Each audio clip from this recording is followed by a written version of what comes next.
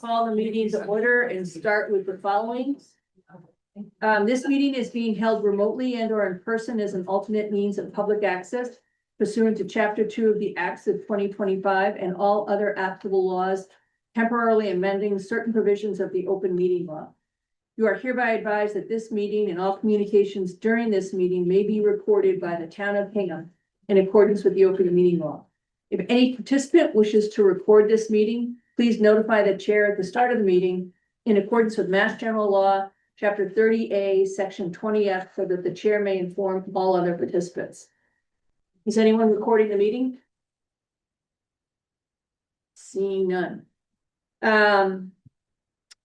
So tonight, our Section 4 talk.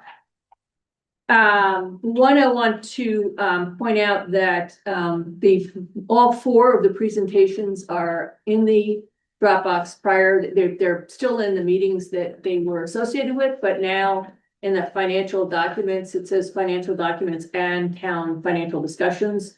So to the extent you want to go back and look at them, all four presentations are in that folder right on the front page. So that's in there. The final 5-year forecast is in there, as well as in the meeting for tomorrow night. We'll go over it tomorrow night, but just a heads up if you want to go in and take a look ahead of time. And the last that I would recommend in the financial areas, if you didn't get a chance to watch the select board meeting yesterday, at just over an hour, they had about a 15-minute discussion on capital items, and I would encourage you to listen to it if you haven't seen. Gives you basically their perspective on the upcoming capital items. And I thought it was very informative for me. So I would encourage that. So turning to that, what we're going to talk about tonight, and I hope it's on the agenda for tomorrow night as well, but it would be great to make some real headway tonight on a conversation. We're talking about uses of unassigned fund balance, the clawback for HCAP. So what we're doing with that use of the fund balance, are we going to repay that? Are we going to include that in with the borrowings? Is what we would like to make some progress on. I know we touched on it last time, or I had a conversation about it, but spend a little bit more on it tonight. And with that, I will open up the PowerPoint.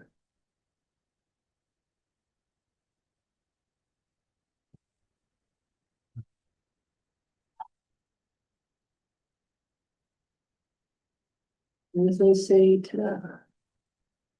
There we go. Gonna leave it to you to kick that off. Okay, are we just talking about this particular use of fund balance or other uses of? This is going to be the primary one. We'll see where we are going through this, and but this is, I think, the most immediate. That tells me the introduction I need to. Yes, sorry, Okay, yes. that's fine. Okay, so as you may remember from last Thursday's meeting, we presented the pros and cons as we saw them of planning to proposing borrowing 32.5 million instead of what we're assuming is somewhere close to 30 million as the construction cost of the HCAL building, in order to include design costs of 2.5 million, which were appropriated from fund balance last year to the design process for HCAL.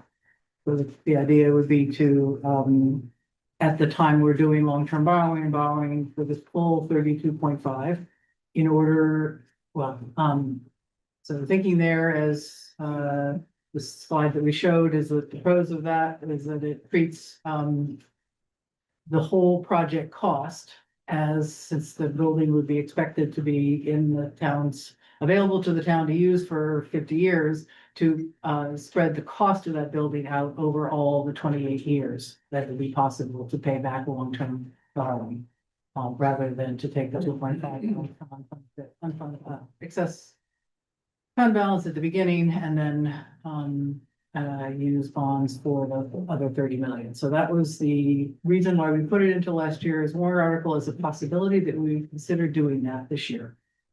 As you may remember from that slide last week, according to our financial policy, excess fund balance can be used for capital expenditures, which this would be an example of, can be used for tax relief, and can be used also for retirement of debt.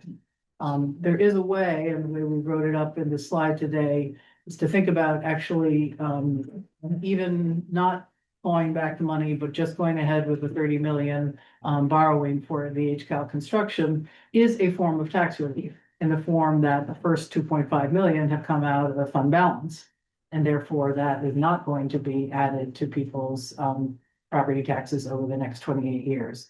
Mary wrote up for us a slide that showed kind of what the impact of that is in terms of people's taxes down by that amount over all 28 years of the borrowers. The other alternative is doing the clawback, which then there are actually two choices about what could happen at that point. One choice would be having the 2.5 for design come back to fund balance at the point that the borrowing happens. So that would rebuild fund balance, because that's one of the concerns that we've heard expressed around this room.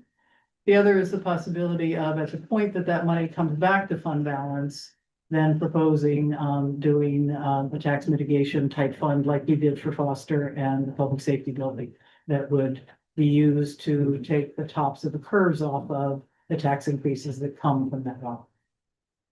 But want to show us that slide?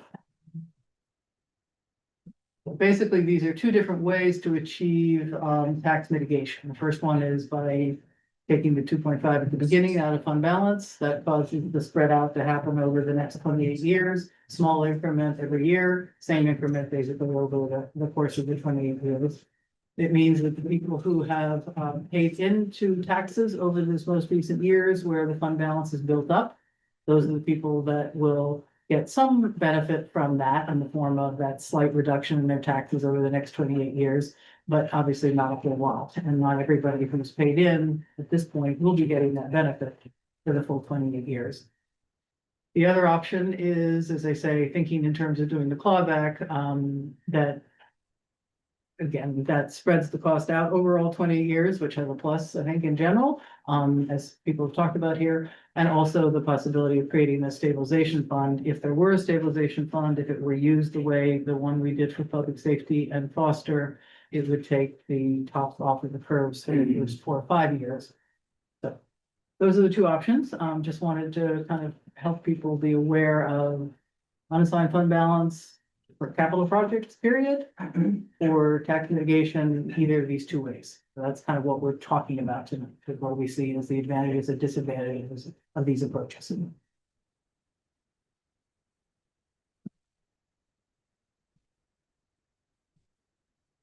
We want to share some thoughts on the whether or not to put the claw back in. And again, I think after the conversation today, that would be, you know, a borrowing of up to a set amount. We'll have that number in April. And some reference to including the design funds. Well, and the other thing, just to remind people that we heard last week from Tom Mayo, is that he does expect that of the 2.5 appropriated for design funds, not all of that will be spent by the end of the design funds. He's not giving us a number for obvious reasons, because he doesn't know it exactly yet. But it sounds like it is somewhere in the perhaps $750,000 to $1 million.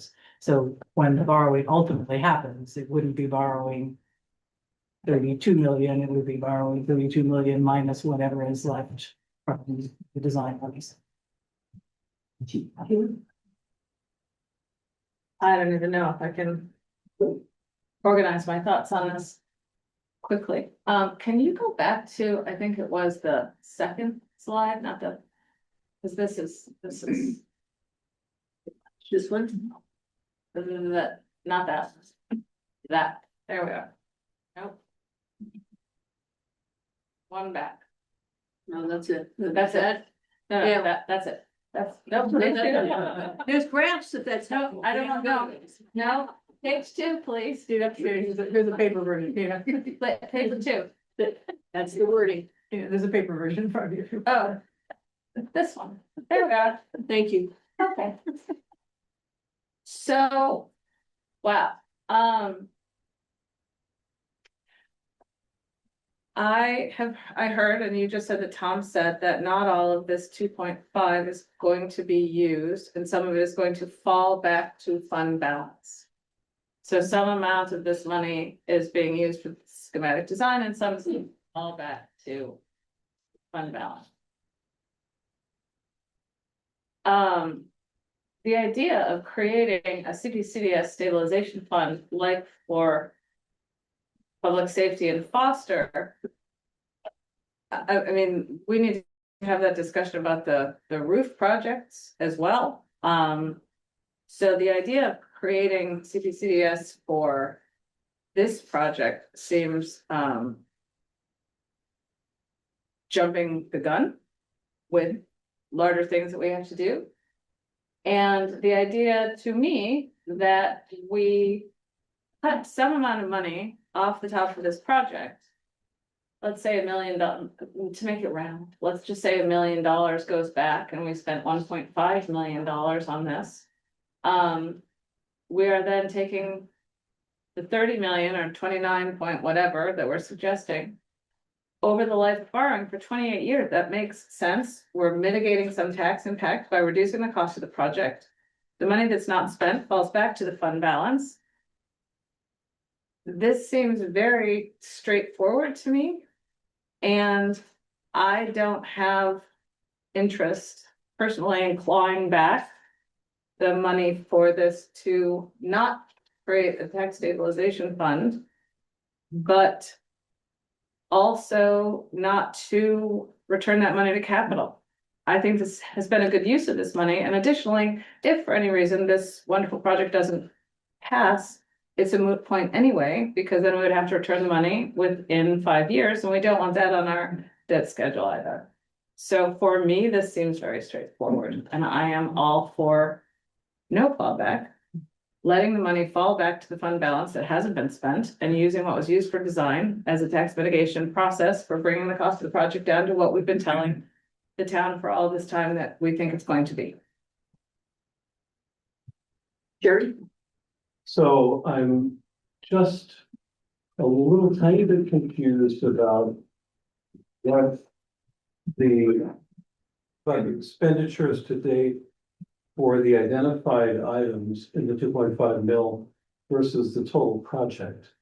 I'm kind of thinking that in any construction project like this, the soft costs that are represented by design fees and OPM fees are spread over the course of the entire project.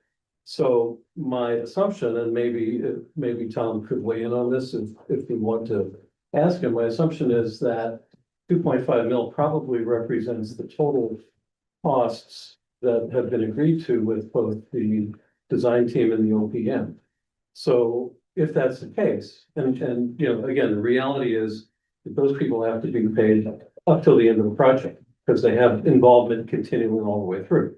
So my guess is that the 2.5 million will be spent on these guys over the course of the project. So it's not going to stay in fund balance. If it hasn't been spent today, it will simply have to be spent going forward. And I assume we're out of fund balance.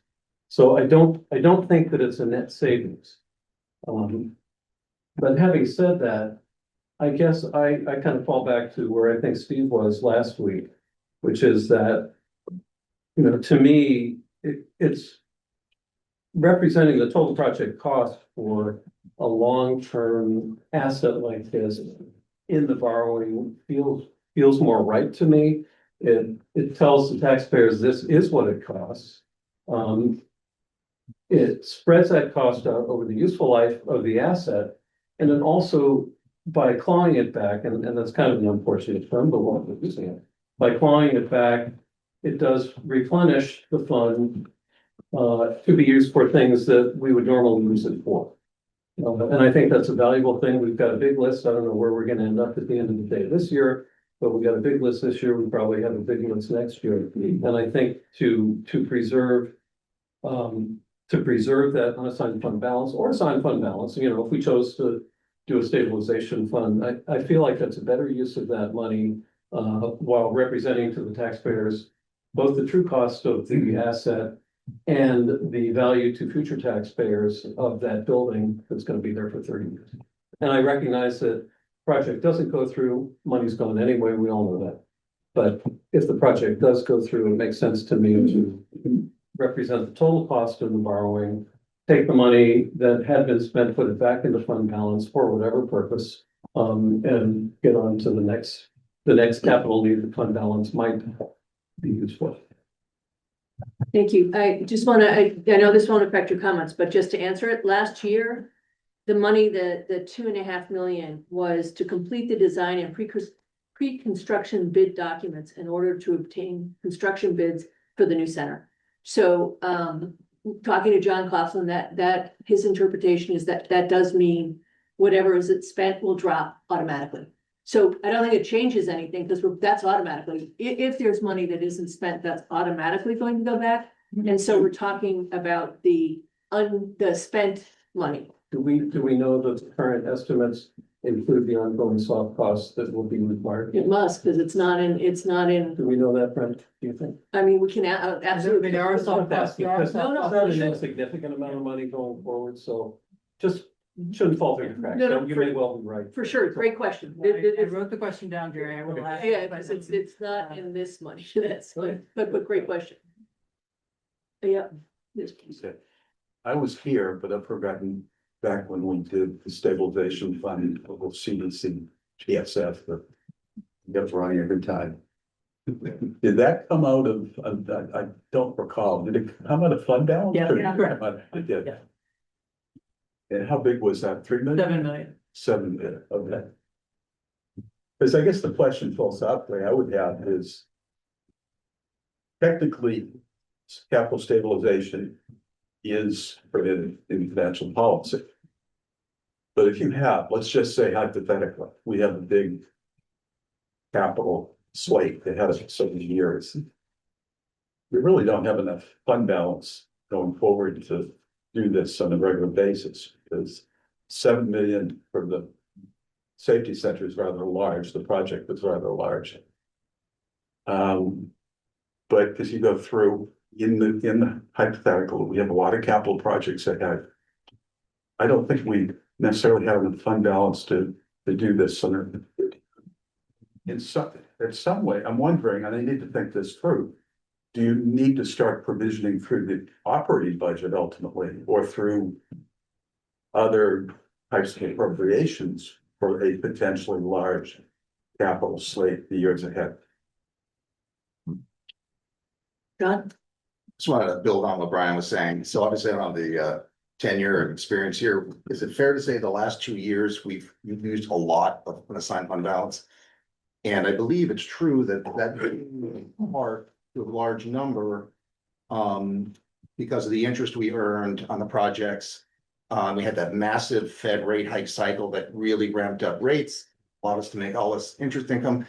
And I'd be curious what you think. That's almost like a one in a lifetime scenario. That rate of increase from the Fed was the fastest ever in that shorter period of time. So that's something like that's not likely to occur again. And so we just, my experience is we just keep using lots and lots of fund balance. And the question is, at what point does that start to get too low? And so the clawback makes sense to me because it's like, I feel like we're taking it for granted a little bit. Oh, we're always going to have this fund balance. It's always going to grow. We're always going to be able to tap it when we need it. And maybe the day comes that we can't, or we can't get enough. Gary? I just would throw one consideration for us into the mix that actually is not a numbers consideration, but it's the public and potential confusion of numbers changing. So up until now, there's a tax calculator on the website that's targeted at 30 million. Everybody's talking about 30 million. I'm really thinking about in the lead up to town meeting, there are a number of different variables that could cause that $30 million to go up or go down. I just think as part of our deliberation, we should think about the degree to which that may cause confusion among people who are making a decision. And whether we want to add to that confusion. Kevin was putting, I'm sorry, Brenda was earlier. Responding. The 7 million that was accrued in order to do that, transfer into the stabilization fund in 2022 had been accrued for many, many years. That was the intention of it. So just to know that What were the means for which it was accrued again? It was unfunded, unassigned fund balance. We knew Yeah, so. when money was fund coming in, it balance was is purposely up to a being built level. up so that this could be created. That had been the plan throughout. So, Well. I mean, growth in fund balances have kind of put a lot of things, but not spending it was the lever that the town was using. Was not spending it so that it could accrue, so that at the point those two projects came, okay. they Well, I could. think my point still holds. It's worth Yeah, thinking. no, it's just- I don't know the answer. Right, that was just. for But if hypothetically, you have a lot of capital projects and the totality of capital projects. If you were to replicate this. You could wind up in a situation where you run out of fund balance and keep repeatedly doing this. Having listened to the select board meeting last night, the projection for next year is that fund balance will be back at 9,300,000 plus the unknown, income from selling 8 Short and 230 North, assuming those projects are approved. So, Those will actually go into the capital stabilization. That won't be. right, I agree.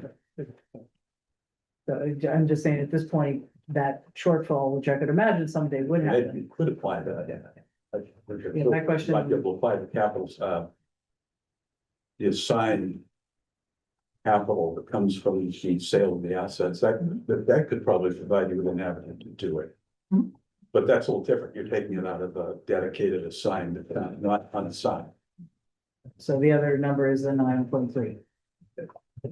Is predicted to be there as of next year. Just for information. So I apologize if the answer to this question is already slides and I just didn't see it, but do we have numbers around what the total cost for the debt service? Rolling the design cost into, well, assuming it's 1.5 million or some number, do we know what that's gonna, in the aggregate, cost the town over the 28 years that we have this debt on the books? Yeah, the interest. You know, what the total interest is. So if you look, Carol, go back a slide. So Kevin, to answer your question. If you look at the very top. The very top of that slide. Yeah. That's borrowing 32.5 million. Yeah. If we borrowed 30, which is option 1. Those red numbers are the change in the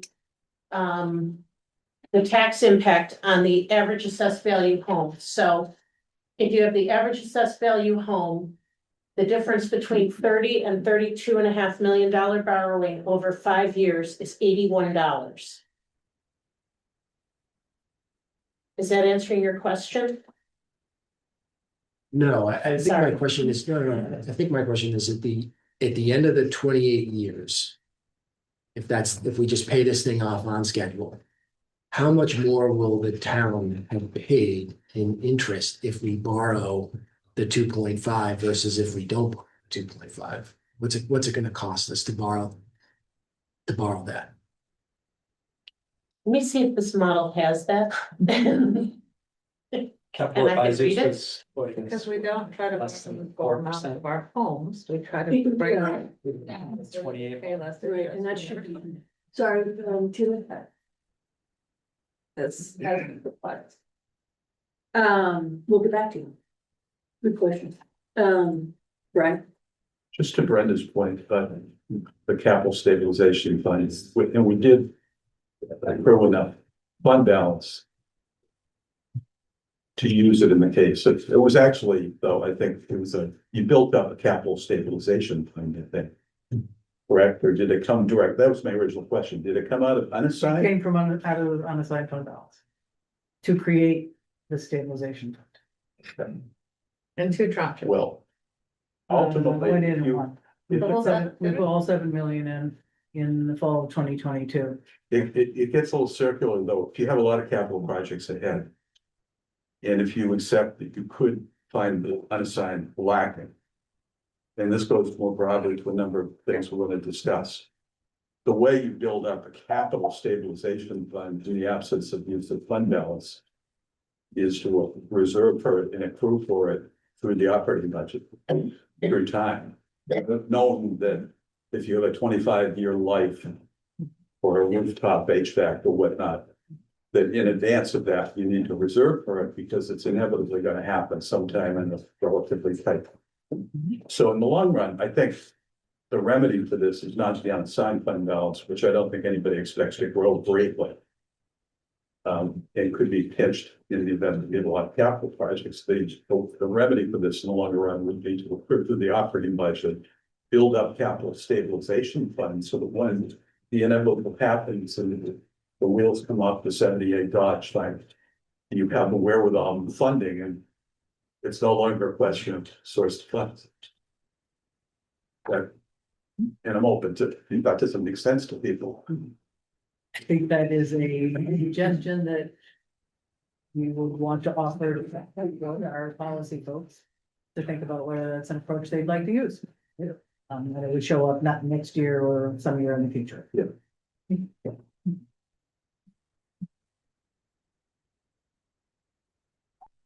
Please. It's a thought I had. So the project costs that were not being factored into the borrowing as far as, was it carrying water further down to the HCal or the electric? Electric was included, sewers included, the three pieces that are coming out of other sources of town funds are, the water line. I will look up the amount, the reconfiguration of the intersection of Fort Hill and Bearcove Park, and then the repaving of Bearcove Park. Those are the three. And what we got from Tom Mayo and J.R. Fry last week were that two of those would come out of the DPW operating budget, and the reconfiguration, they're applying for a grant that they expect to get. Tremendous. So those are not being part of the borrowing for the cost. Correct. For the project, but they obviously are infrastructure. Well, where my mind was going was, well, maybe the clawback money could be used to pay for some of that stuff, or maybe all of it, depending on the cost. I think those are in the budget now. So the intersection So it's already accounted for. is accounted for in the DPW budget currently and is on the plan for the spring, I think. For some. Thank you. So the others might not be in this year's, wouldn't be in this year's budget, but, or may not be. And then as far as the stabilization fund that we're talking about, would that only be during construction, or would that potentially be for kind of like what Jerry's been talking about with all the buildings that the town owns, just future maintenance expenses, like at some point we need new windows or things along those lines? Could it fund something like that? I mean, if it were created, you could define it for whatever use you wanted to be defined for. But right now, the issue is, do we recommend the clawback or borrowing a bigger amount with more interest? Or do we Or just do use we- it on all the projects we know are coming sooner, to Brian's point? Right, exactly. Okay. Just one second, I just want to show, I pulled up, this again this is updated. Remember, we covered this in section 2, and there are a few things that were added to it. So this is the updated version that is in the Dropbox. And Brian, just to your point here, this is showing you, if you go down the left column by year and you go across to the far right, it's showing you how much was spent in each of those years from 2015 through 2026, and you can see where, granted, it was a smaller ad. We don't have that right here, but meaning the growth every year. But I think the turnbacks, if I remember when you and I were on the 23 study, right? We were looking at the turnbacks, and the turnbacks were pretty hefty in a couple of these years. compared to what they are, assumed to be now. But in any case, you can see why, it built up to the level it built up to, and then two, why we have so many capital projects that weren't apparently, in the window, in the vision during those years, or, again, I can't go back and comment on what was or wasn't, capital that was, it could have been spent on during those years, but just to see what the history is, remind us of what the history. Slide it. It is in the Dropbox, Okay. and, Financial presentation at 2. financial presentation number 2, and these are the last 2 slides. This second breaks it out a little bit when we were talking at that point about, looking at fund balance, its use, and, versus the debt. You know, if I could just, it's important to understand this based on the work you and I did when we studied this. Yep. We were with Nancy and, but just to understand how fund balance grows. It grows through over budgeting, otherwise known as turnbacks and positive variances. It grows through increasing local receipts. And I'm probably leaving a small piece out of it. It's changes in state aid is probably in there. But from a high level perspective, budgets get tighter, the turnbacks get thinner. With a flat population, it's tends to be, you know, flattish excise tax and meals taxes. And you can play with that if you get the governor to sign off on a higher meals tax. But directionally, it's not a big growth rate. And so it's not it's not the dynamics that build fund balance are not particularly supportive at the moment. And I think the last 2 years, the excess has gone down. Yep. Did I miss anybody over here? There you go. I'm sorry. This is, Yeah, just a general question. Is there historical precedent that clearly goes one way or the other on this topic? Like where the town has funded design costs and other exploratory costs, planning costs in 1 year, and then raised money to fund the capital project as in a subsequent year? it's only happened once before here in Hingham, that we know of, going back quite a while from respective memories. And that was, for a much different reason. It was the water company, and it was because,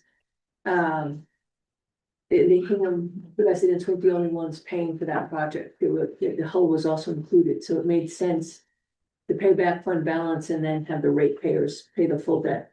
So, but it's not that this has been, I don't want to suggest, I don't believe this has been discussed in the past. I think it was an idea that someone around this table came up with last year.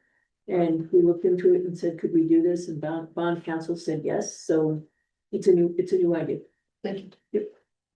Steve? I think this is kind of an interesting mental exercise for people to do, and I think people have come down on really different. Everyone can have different opinions on the best way to do this. And I have to wonder if our bond counsel, who we pay to do these things for us and who understand what we're doing, could weigh in and make some kind of recommendation, because we need to vote the HCal. We need to make these decisions in the next week. And I don't know that at this time, this group of 15 sitting around the table are in a position. I'm not saying everyone isn't, right, whatever, but I'm just not exactly sure that we wouldn't benefit from having someone like Rick Manley weigh in on this. You didn't hear back from John, did you today?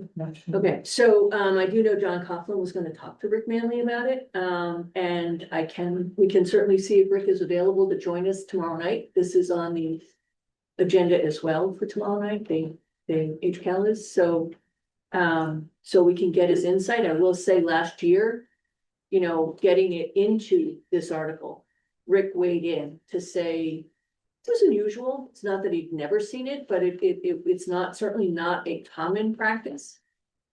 But it's an allowable practice, was the way Rick presented it a year ago, but happy to not put words in his mouth and see if we can get him to join us. Tomorrow. Fall in. I assume I wanna do everything I can to move us towards a decision. That's very, Kevin, yeah, I think I added this up right. But I need the financial people in the room to check me on this. So I just went through the model and I took all the interest at 30 million over the 30 years and at 32.5 million over the 30 years. That was your question? Okay. The difference in interest over 30 years is coming up at $1.5 million. And So, what's the borrowing rate there? oh, so the rate is, the long-term rate in 2029 is 4.19%, and that was capital markets provided the, I think Ted can probably speak to the rates in the model better than I can. Yeah, the last time I talked to them for the bands, it was around 2, but back, I mean, that was like maybe a month ago. They were telling me to use an interest rate lower than 4% for the 28-year borrowing. just low. Yeah, that sounds. They were big, you know, because they're never gonna like be like, oh, it's gonna be 3.75%, because that could change in a day, but. They said at the time, they were confident it would be under 4, for what That that's worth. strikes me as coming under conservative forecast. And they did say that that was a conservative estimate on their part. 4+ would be high, Yeah, for agreed. sure. So is that, so we're saying it's 1.5 million more dollars in interest will be paid over the course of. At the higher borrowing. So for example, in year one, if we borrow 32.5 million, we're paying $105,000 more in interest than at 30 million. And then that number steadily declines over the 30-year time horizon. It's 5%, stuff probably. Because level principal. I'm just So sorry. the interest payments, the total interest payment on 30 million is 18.2 million. And the total interest payment on 32.5 is 19.7 million. So based on this conversation between our two financial people, that's probably high if the borrowing is lower, right? If you're under 4%. Without my But age not- calculator, I was guesstimating 90 grand or so. Oh, in year one? 1.7 to 90. No. Yeah. Yeah, so the model, you know, I did not touch the interest rates that are in the model. The long-term interest rate in 2029 is listed at 4.19%. So obviously that would lower both if the rate was lower, Great and it point. might also narrow the spread. A little bit, but we don't know how much it would be down. Out of curiosity, where'd you get the 4.19 number? Is that from Capital Advisors? So that was in the model that was provided, and it's my understanding that the ban and the bond interest rates were discussed with capital markets. So. Here's a data point. Guy was closer than probably I thought. 20-year money today, AAA rated credit, 4%. 30-year money, 4.35. They've gone up, each of them have gone up about 10 basis points in a week. All right, well, there you go. So we'd claw back 2.5 to pay 1.5.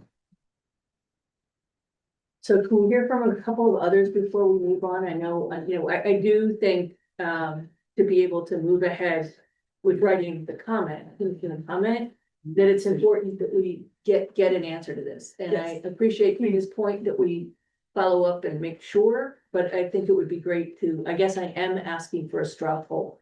Feel free to put your comments around it in any way you want, but I'm taking notes. So I'm sure Brenda is too. Ben? I think this creates confusion for the taxpayers because they've been hearing 30 million, as Mary has already pointed out. And as Tina has pointed out, basically the juice is not worth the squeeze. that we're doing a tremendous amount of work. We've never done this before, with the exception of the water department. And we need to move on. I would also agree with that. And I think the water company example is a good one, but also different. Yeah. It's That was an distinct- extreme case. It's a very clear distinction, so I would agree exactly what you said. I'd say that's when we had this. Sorry, you're what? That's where I'm at as well.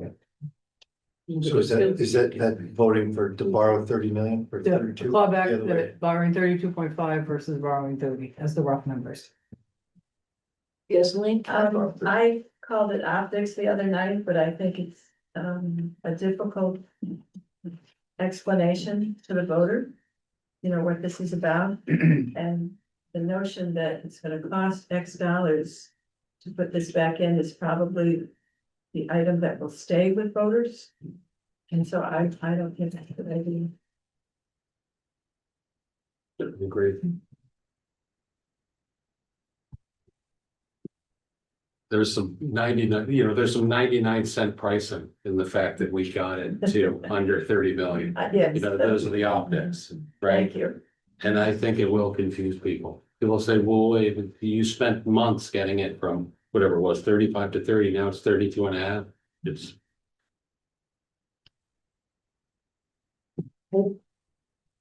There's a little bit of a crystal ball in the mix as far as what the perfect answer is.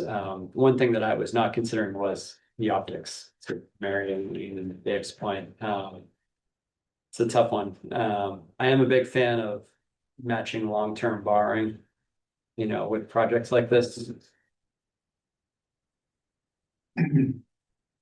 Just to be antagonistic, I'll say I'll be anti everybody else and say that want to claw back the money. How's that? Not anti-everybody. Yeah. Okay. Yeah, and, no, for sure. Free. Public perception be damned. I know. It's a select board's problem.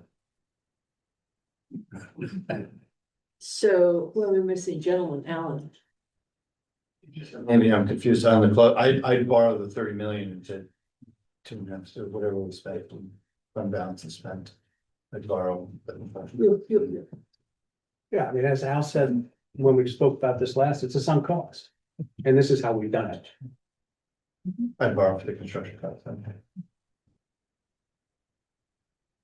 think one of the things we're hearing for the future is borrow it to begin with, but that's another conversation, right? I mean, Yes.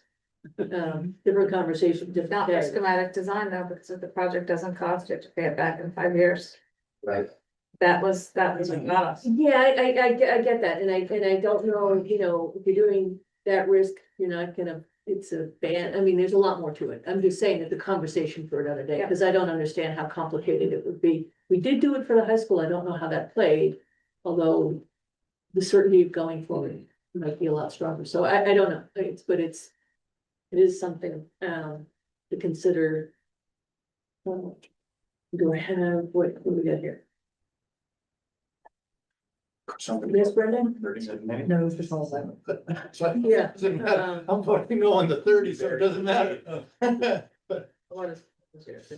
Hmm? Weigh in? What? Did you weigh in? No, anyway. I was just gonna say, I'm missing someone. Yeah, missing two, is the Brian. county number here is Brian. Brian, Jerry, John. Why don't you go first? Okay. I'm a no clawback. I feel like we're taking money out of one pocket and putting it into the other with a whole lot of complication. And just. Dovetailing with it. I think there are a lot of complications. I think we have a lot on our plate. And I'm willing to treat it as proposed. But I think in the long run, we will not have enough excess fund balance to meet demands of our capital needs. And the only way to do that is to provide reserving through the operating budget. So that we have the money and the spend it. Thank you. Okay, I think, absent any, does anybody have any other questions, comments on the topic? Well, Yes, just to Brian's point, wouldn't we just borrow then? Because we'd be borrowing that 2.5 now. Aren't you just changing the point at which you would borrow if you didn't have the money next year? Except for the point that Tina made, that if you borrow for a project, and if for some reason it doesn't go ahead, then you It has to pay be it back paid in back 5 in 5 years very years. quickly, because it's big chunk of money to pay back quickly. Right. Yeah, I think we should flesh it out exactly how it should look, but reserving and building up capital flexibility is gonna be important. okay, thank you. We're gonna move on, to our articles. Dave, you're up with the library chiller. We don't have the final number, but. From Linda, but that thing is ready to go. When and if we get that number to write in. And with a couple of meetings left, can we pick a day? Is this a do it on the 24th? I mean, we have tomorrow. Right now, I'm still working to know 23rd. I'm not optimistic. We'll No. decide at the end of the night, I but agree with you, Linda is. Trying to get it. Okay. Yes. okay, so Yeah. move it to the 24th. I think Linda said that was the date. Okay, you know what I'm gonna do? I'm gonna put it on every day. Right now, that's what we're doing, so, So we have like a liaison update. I'm gonna, no, we'll have to present it, but but given that the number is a pretty big number, it's going to be on both the 18th and the 19th, and, Okay, 20, no, 20, well, I'll figure it out and send it out to them. Can I ask a Because procedural I posted the 19th, so I think all we have left is the 24th. Yes, please. The only thing I was gonna ask is, if we ask for more than we need and don't use it, it will fall back. Oh, yeah. Yes, Okay, thank you. absolutely. I mean, at some point, we're gonna make that as a yeah, not to exceed. okay. So, we have the school short Article S. Article S. Okay. This is an article that provides money required to put out number of emergency capital situations at the Plymouth River and its south. It includes the roof and the HVAC at Hingham High School. And repairing related to the roof systems at Plymouth River and south. So remember a year ago, we set up an emergency fund of, I believe it was $500,000 in anticipation of things that might go wrong. Pending the big roof project that's gonna come to us late this year or early next. The $500,000 is largely speaking exhausted. There's been about 300 and some odd thousand been spent. The rest of it is spoken for. So the cost of the project, which has been vetted by Matt and the engineers and so forth, looks like about 770,000 divided over the 3 schools. And this is a bridge basically to the big roof project that will appear at either at a special town meeting in the fall or in April 2027 town meeting. So basically, we need to support the schools. They're in dire shape. That's corroborated by the engineering reports and so forth. And so be it. So it will enable necessary repairs, maintenance, and preventative work. And hopefully get us through to and bridge to a decision on the big projects, you know. This is in unassigned fund balance. It's been slotted by Tom for $770,000 for fund balance. It's probably subject to the, and I put in bold source question marks because it probably is subject to discussion about other ways of doing it. This is capital equipment that's 25 or more years old, so it could have been foreseen at some point, could have been reserved for, didn't happen, so now we have to deal with it as it is. So I don't know whether people have a comment about the source of funds, but the need is clear. And Tom has slated it for unassigned fund balance. And how do people feel about that? Is there a discussion or no? Because so if there isn't, we can move on.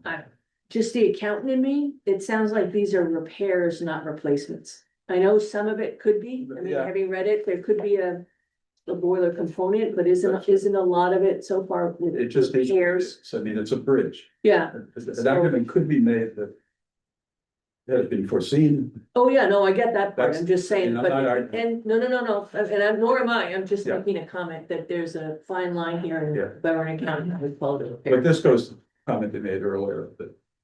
Well, keep myself. Just set aside, yeah. So is there a conversation about source? Otherwise, we'll move on. Okay. So I'll recommend that the town raise an appropriate borrow transfer. Not borrow, not appropriate, but instead. Pay this through available funds, otherwise known as unassigned fund balance. A sum of $770,000. It'll go to the school extraordinary maintenance, capital account. Be overseen by the school committee. And, for the purpose of these repairs. Do you have a second? Second. Wait, any further conversation? All those in favor? Aye. Any opposed? Thank you, Brian. One. That's great, here you go. Look at that. Even. There's an award, no, wasn't available tonight, so he's not online, and so there's an award for most drafts, which is still so we have a front runner, and that was bring it home. Thank you. You're on a roll. Gina, we have the NN. Bring that up. Looking at the wrong agenda. Okay, this article was just added to the warrant. This came from the capital outlay committee because these two requests came to capital outlay from the schools. The requests were too large really for the capital outlay committee's funds. And they recommend this be turned into a warrant article. The select board opened the warrant, I believe, last Thursday night and voted 3-0 in favor of this article. The purpose is to authorize a $2,605,437 from unassigned fund balance for 2 school facility infrastructure replacements. The energy recovery units, ERUs that serve east, and the life safety system or fire alarm system. Oh, I just need to change that right there in that. Because we're gonna call this really a fire alarm system. The life safety system is kind of a larger, and I just missed that in this version of the article, but. So at east, 4 of the 5 ERUs are failing. And these are what provide the fresh air, provide the air to the children in the school.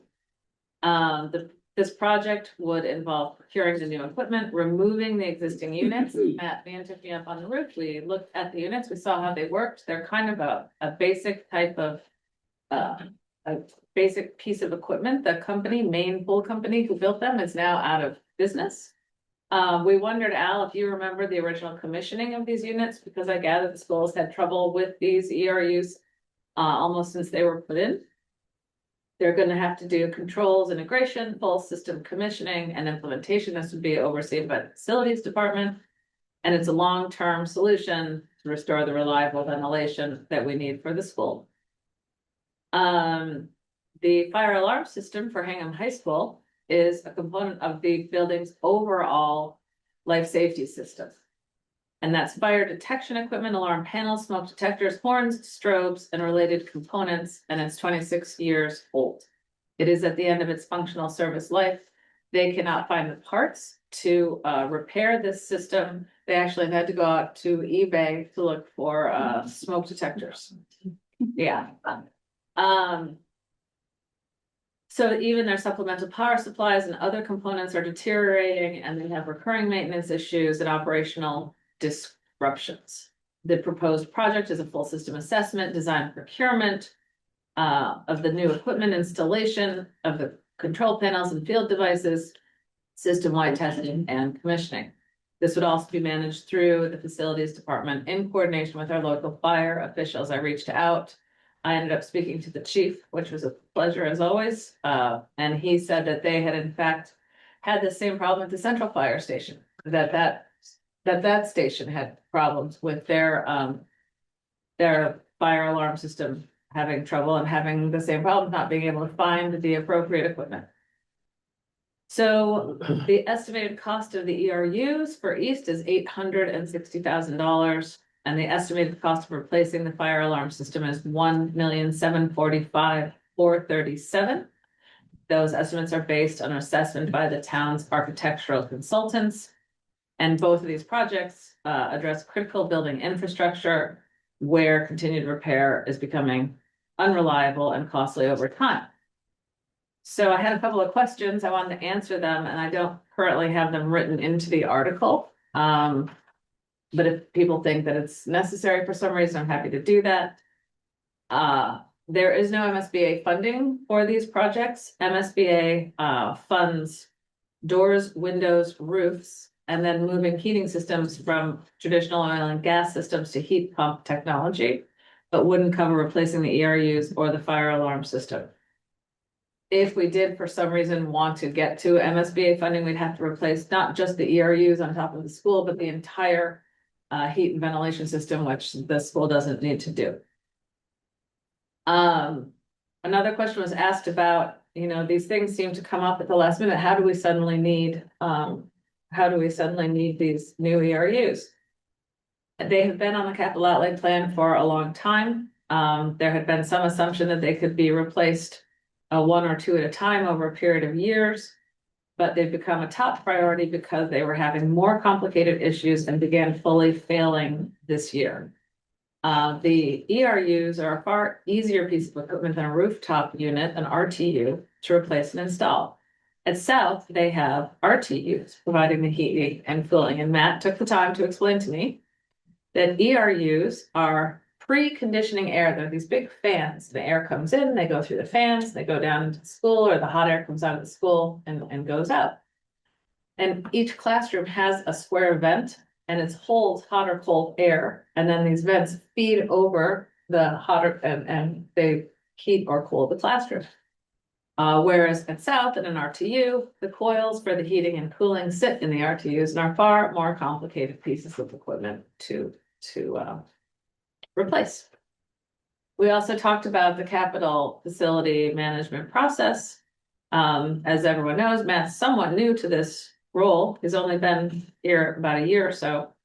And the school had worked with Habib and Associates before Matt arrived to create a facilities department master plan overviewing all of the buildings that they have. And that has been completed this past December. And so together, Matt and that plan and the schools are looking at much more comprehensive ways to manage and anticipate the needs they're going to have for their building. So we are hoping that other than real surprise issues, they're going to have more of a heads up on what's coming. The only other question that came up for our discussion earlier is whether or not unassigned fund balance is the appropriate place to fund this $2.6 million. I incorrectly wrote in the note that I said excluded debt, and what I meant was non-excluded debt, and whether or not this would make sense to put into borrowing instead of, because it's a 30-year capital, whether that's a discussion worth having, or we just move forward with the unassigned fund balance. Matt, thank you so much for your time. Do you have anything to add? No, well, as an example today, excuse me. I had to call an alarm company because there are basically 29 trouble alerts on our high school alarm system. Various sensors throughout the building that are giving us trouble. Today, we had to pull a pull station out because the pull station was no longer functional. So it's hot-hearted and it has to be replaced very soon. So those are just one of 29 issues that we're dealing with at the high school. The alarm manager, he's not a technician, he's the guy I really deal with trying to resolve these issues. So these issues are only going to increase. And I did say, well, I am requesting that the system be replaced. He goes, thank God. because we can't replace any of these smoke detectors we fit. I did ask the company to find as many as I could, or they could, to have them in place, just in case the smoke detector does fail. So they did do that, they did use various aspects to acquire those. But we are looking at a system that is going on from 1999. We're going on 26, 27 years. The technology is old, it is very expensive to maintain. If we continue to look at this system at the high school and try to maintain it over time, it will probably be more costlier than replacing the whole system. And it does have educational impacts. That's very important. As an example, when a fire alarm does go off, the strobes do not show off. We have to call the company, they have to go and reset many of the older systems and troubleshoot them. That doesn't sound like a big deal until you start thinking about students that react to those strobes going off. The East ERUs, the biggest concern is educational disruption. Those, basically, the heating and cooling is interior to the building. The ERUs supply the air to the building. Those ERUs are beginning to fail. So if you don't have air going into the building, they can't get cooled and they can't get heated. So that is becoming an issue. We started to see it within the past year as escalated. That's why we've moved up the issue to this committee for consideration. These are both very important for the school system, for your consideration to move forward. So that, there, I mean. Open it up for questions, comments? Brenda? Did the ERUs, so get their life expectancy, because East is our second newest school. Yes, they're a little bit beyond their life expectancy, actually. They're around 15 years to 20 years. 20 years at the extent of being well maintained and issued every year, which we do maintain them. But the one thing I want to add is they're not manufactured by an existing HVAC company. They were manufactured by a solo. I can't remember what the full company name was called, Gorham. Gorham, was it? I thought it was Maine. I think Gorham. Gorham, Maine Pool Company. They were one off, probably the lowest bidder. And they quickly went out of business, so there wasn't a lot of support in the development project. So now we're replacing all of the motors, the fans, the wheels, the guts of all the interior of those ERUs are starting to be replaced. So the expectation is, again, a 15-year lifespan at this point, or not so much, because this isn't a full replacement? I don't think they're gonna, the average 15-year lifespan is for an ERU that is of a reputable manufacturer. I'm not sure that we can expect that out of this, and they're, even if we did, they are 2008, I believe it was, we're at that lifespan expectancy. But I think on the new ones, when you replace them, would you expect the same? 20, 25 years. Thank you. That's great. Yes. This is about the fire alarm system. What is the expected life expectancy of the new system? Like the fire alarm systems, that's to detect and alert. Those are typically 25 to 30 years. The technology is, a lot of it's electrical mechanics. It is not programming. However, the evolution is becoming more programmed and less electromechanical. And that's where we're kind of at the edge of that. So we have to move up to the next generation of fire alarm systems.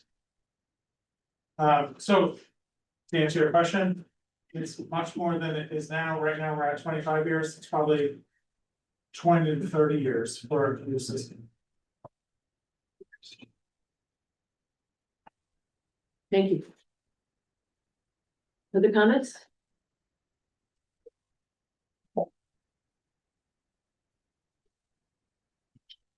You know? My- Oh, sorry, Karen. I'm not. My only comment, I think it's all worthwhile equipment to replace, and my only comment is, it does seem to me that the size of the amount of money and the lifespan would, suggest borrowing for it rather than taking. That would be my own thing to discuss from that perspective. Absolutely.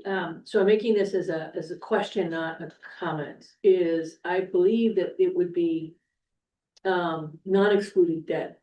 And as a result, it would have to fit into the budget. And unfortunately, this did show up quite late, so it certainly wasn't considered in the budget. Like there's a debt service number which we can change. I mean, but I think what would happen is now we'd have to go and find the offsetting revenue, which I'm sure I don't know what the cost of the borrowing would be, so please feel free to correct me, go ahead. I just ran the model. There we go. So the year one debt service would be about a little over $200,000. So even if you assumed it was borrowed halfway through the year in FY 27, you'd have to find $100,000 offset in the forecast. Because it's late, that's the challenge. I'm not saying it can't be done, I'm just saying that's. You know, $1,000 is real money, but it feels like if that's kind of the order of magnitude, it shouldn't dissuade us from doing it if we think it's the right thing to do. Open that up for other comments, please. You know, Last year, we had that worksheet that we worked through. About how much debt service was available within the budget. And I thought we did that in March, and I thought that Michelle, I mean, I'm really the one here, maybe you all can remember. I thought she had suggested that more debt service was gonna be falling off, and we're gonna have more room in the budget for additional non-excluded debt this year. So I remember we were really tight and we were struggling with the very decisions last year. And even when we moved the $5.6 million that was already borrowed for the harbor that Ted did, that we had to borrow that slowly so that we didn't exceed the amount. But I thought that this year we're gonna have a lot more capacity, even up to like $300,000. I'm sure you're correct about the Bathing Beach project, though. You know, JR only spent like a small portion of that money, and then he was able to like stagger it out, plus he got some grants. But we didn't have the space for it. Yeah. I think we'll have to get Katie. Katie's coming to tomorrow night's meeting. And I think we could get that answer from Katie. I don't have it, but I can ask her. I don't know. I know, I agree with you on the exactly what Michelle said. What I just don't know is exactly when. And I've even seen it. I know it drops off. Look at this. Thank you. You have, It's down the hall and I can ask her. would you, Dexter? That would be fantastic. Thank you. Because if we don't have the capacity. Yeah, I'm sorry, Micah, yeah. No, just had a question. I'll let it finish your thought. No, it's okay. I just, why does this arrive so late? We haven't, Yeah, I think, the capital outlay process, got delayed for a couple of reasons. And, I know there've been conversations to get ahead of it even earlier next year, so that their recommendations come to us earlier. But it was late starting, and then I think, well, late starting is the right word, but, and then there were, weather delays and delays in meetings, so hopefully that we'll get them much earlier next year.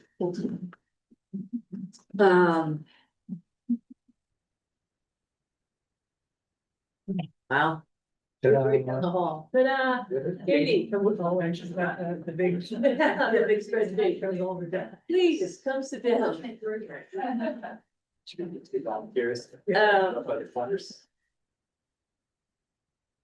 We used our be a millionaire dial a friend. Yeah, that's right. Your lifeline. So Katie, the question we are talking about, Article NN, which is borrowing, which is a $2.6 million expenditure. Yeah. And right now it has been slated to come out of unassigned fund balance. Correct. And the question is, what would be the implications of using non-excluded debt to fund that, if the recommendation was to change to use non-excluded debt? Is there room? Is it, how would that impact this year's budget? So, again, this year's budget, in terms of what we forecast what we actually have borrowed. The authorization to borrow would allow us to take out the debt. But then we wouldn't actually issue it until next February. So you'd be using cash for basically the time from when you authorized it to when we could borrow next February. We don't borrow immediately. We borrow once a year. So the effect of this is essentially that you're gonna use cash anyway for the balance of this year, because you're not borrowing until February 2027. That being said, going forward for FY 28, you would include your non-excluded debt in your FY 28 and beyond forecasts. Does that make sense in terms of how I'm positioning it in terms of FY 27 budget? Yes, you're authorizing the borrowing, but you're actually not going to undertake that borrowing from a mechanical perspective until February. So you borrow it in February and you'd have 4 months of debt service.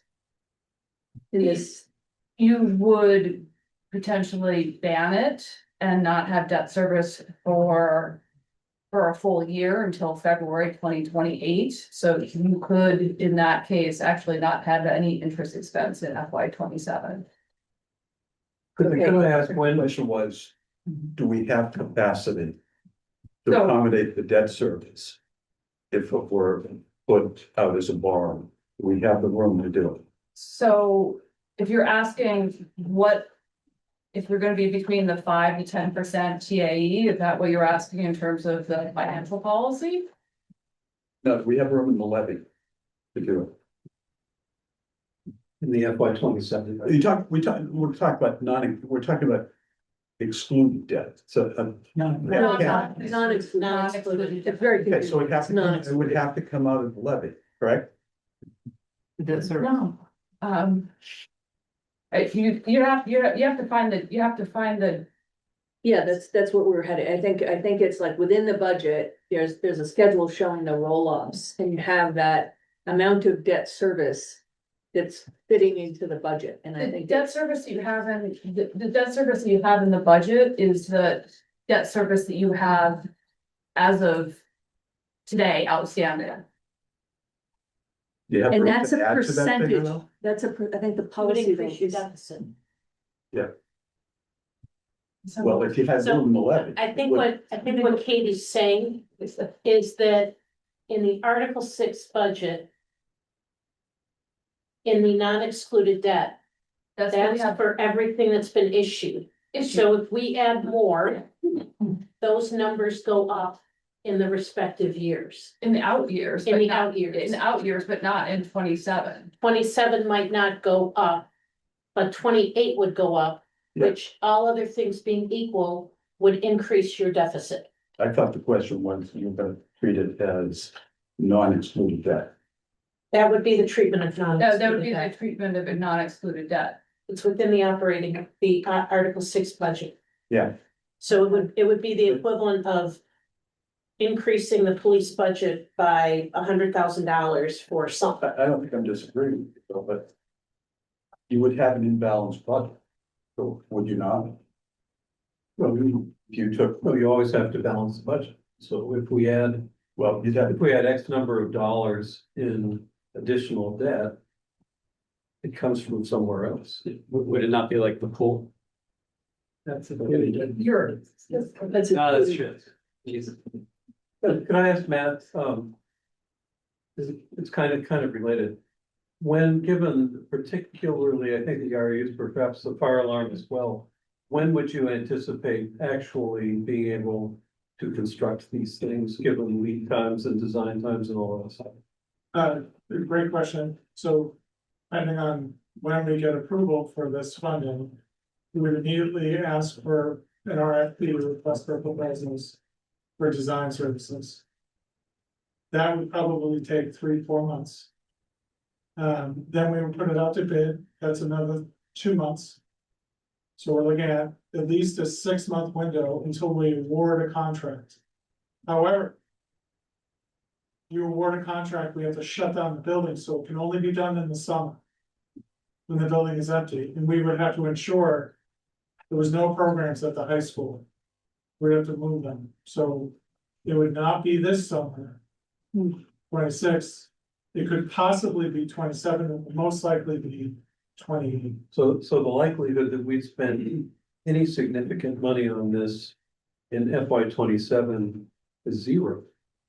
You would spend it on design services. Yeah, and So it's quite small. And again, it's smaller, yes. maybe I'm not communicating this clearly, but when you do an authorization to borrow, even if you have expenditures between the date of the authorization to borrow and the next borrowing, mechanically, the town is paying for that out of your cash balances. You're not incurring debt. You're not incurring debt service until the borrowing happens.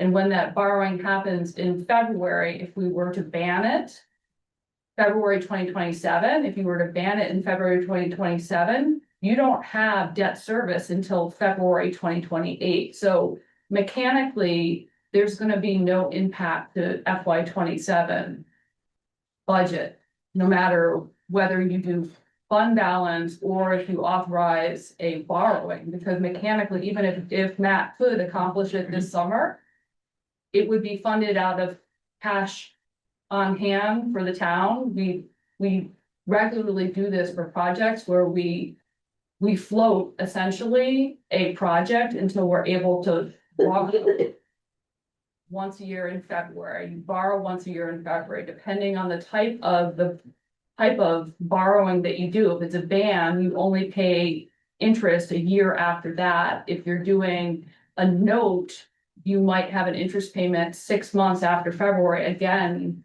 in the next fiscal year. So I guess when you keep on asking me what the impact to FY 27 is, the answer is nothing from us.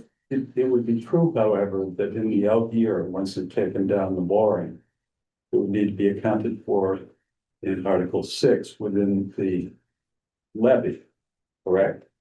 So Because that's what non-excluded debt is paid within the levy when it hits. when it's been borrowed, it is included in Article 6. So would that create an issue for the balance of the budget? You'd have to find room elsewhere. That's the point that I'm making. Yes. You're right. In future years, you're going to have higher debt service. Yes, Correct. that, I agree with that. But that would hit the operating budget. We're creating an imbalance until you figure out how to. That.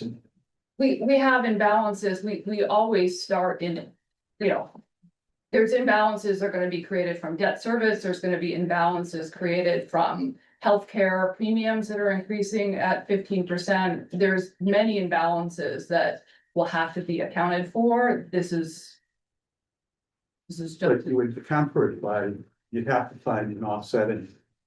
Right. Valve somewhere. In the budget. I mean, the puts and takes all year long, and eventually you get to a balanced budget. But when it hits, the borrowing hits, it will have an impact on Article 6, which has an impact on the balance of the budget, and there would need to be steps taken to balance the budget thereafter. Is that not true? Can I jump in? I know you're right. but to help Katie with what to look at. If you don't mind, Sure. yes. So Katie, I'm looking at the file, the roll-up analysis, 5 years, fiscal year 28 to 32. Yeah. And you might remember there's a tab, fiscal 27 debt service schedule, and there is, total general fund excluded debt, general fund non-excluded debt. And when I look at the non-excluded debt line, and this is to Tina's point, right now in fiscal 27, that's 2,308,000. And fiscal 28, it goes down by $300,000. It's 2,029,000. Then it drops a little quicker. It goes down to 1,007,000 and 29, 1,006,000. And I suppose what we're, to put Brian's another way, but correct me if I'm putting it wrong. And the way Tina put it is, if I look out at 29, right now we're doing the debt service of 2.3. And going out to 29, the debt service is 1.7. So the budget impact might be nothing because we're gonna have some drop off and then we would be adding this in. Is that a fair way of presenting it? That's the roll up, I think, that Michelle. But I guess are we talking about the 5-year forecast? Because in the 5-year forecast, what's in the 5-year forecast is that roll up. Okay, great. Like, that's why. So that's nope, that's Yeah. terrific. So that's what's in there. And then your point is, it's great. If we bring it back 1.7 back up, your deficit's going to get bigger. That's the point of it. Yep. Thank you. It was, sorry. Yeah, no worries. For me. Yes, Yeah. So conceptually, Michael had it. Yeah. and correct me if I'm wrong, but conceptually, the way I would frame this, if you stop putting it in fund, taking it out of fund balance, and you start funding it with non-excluded debt, number one, you have to have room within the levy to be able to do that. And number two, it's going to create at least transitionally an imbalanced budget that through the course of the year, you would need to find some takes to offset the put. In 28, 29, Yes. whenever you borrow, yes, Yeah. you're increasing debt service versus what's in the forecast today, hence the shortfall will increase. If for example, I think what you're asking is if I was to pro forma the example of borrowing this 2.6 million, which would have frankly pretty de minimis debt service relative to the total budget, but it would have debt service. You would pro forma that into 28 and 29, and the shortfall would go up by that amount. That is math. It's good. Michael, did you have? Yes, is there a particular reason why we shouldn't just fund the design work that's gonna be done in this fiscal year? And make a recommendation that the rest of the project come back for capital outlay in the coming fiscal year? Who wants to take that one? I would think that it's a short enough project duration from inception to completion that it would kind of make more sense to fund the whole thing at once. You know, we tend to split things up like that when either the cost is uncertain or the overall time frame is very extended. I think in this case too, it kind of makes sense to say, this is the total estimated cost from design through construction. It's all gonna happen, you know, within a year and a half, give or take. So just do the whole thing now and rock and roll. I have one other consideration I just want to throw out there, so I'm kind of thinking through this live, but when you think about the borrowing for an item like this, the actual borrowing would be short in duration. So I'm thinking about the South Shore Country Club. We just borrowed $857,000 or thereabouts for mowers and equipment. We bonded it over 5 years. So you're going to likely have a shorter duration. This isn't going to be a 20-year ban or bond. I don't know under Mass General Law off the top of my head. It is guided by Mass General Law 44, sections 7 and 8 in terms of like what the maximum borrowing terms are. But I would just guess based on that mower equipment example that we're not going to be doing a borrowing for 20 years on a piece of equipment like this. It could be 10, it could be 5. I could certainly have a conversation with Rick Manley about it, but I think when you think about the impact of this, it's going to be you're going to be spreading the debt service over a shorter period of time. Then we've been talking about in terms of other larger capital projects that have extended useful lives. And Michael, I'm gonna echo, is the answer that, it sounds like they need to be pretty nimble with this project. So, to Matt's point, it may not be till 28, but maybe some could be done in 27. I don't think not funding it would be optimum for them to react quickly, if they can. Thank you. Aisha?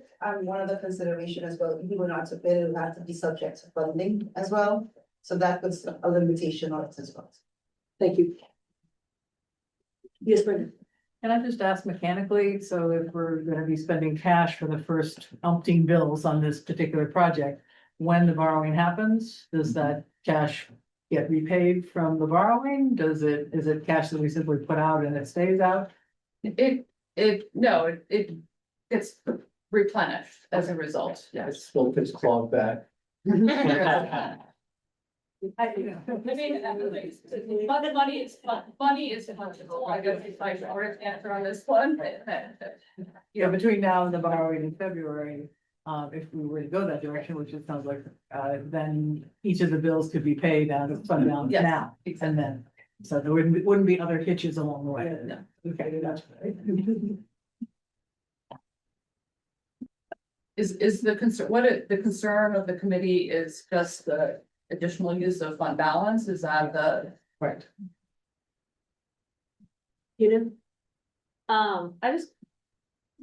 I think I'm being thick on this, so I'll try to stop after this, but. I remember last year, we were having a lot of discussions about the use of fund balance, how much we were using, and we really wanted to put some of the money. Use non-excluded debt, and we really weighed the options because we had the $3.3 million high school project, we had the turf fields, and we had the DPW vehicles and equipment were $1.6 million, and we were really trying to lay out what we could do with the non-excluded debt versus what we're going to take out of unassigned fund balance. So I guess my question is, Carol, does that discussion is not relevant this year, and everything that we are asking for out of fund balance must come out of fund balance? Not saying that. Nope. Because it's just what it feels like what I'm hearing, and I must just be hearing it incorrectly.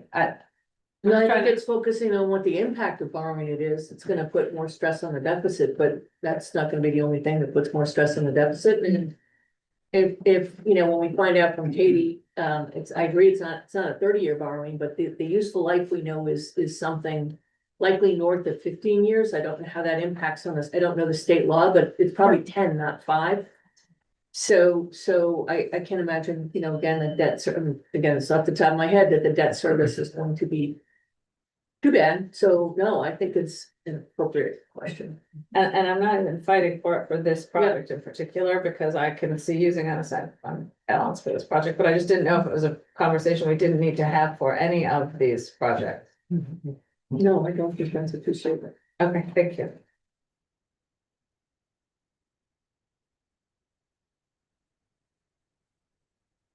All right, do we want to weigh in a little more? We've got a couple of people who have, because we're talking about changing the recommendation.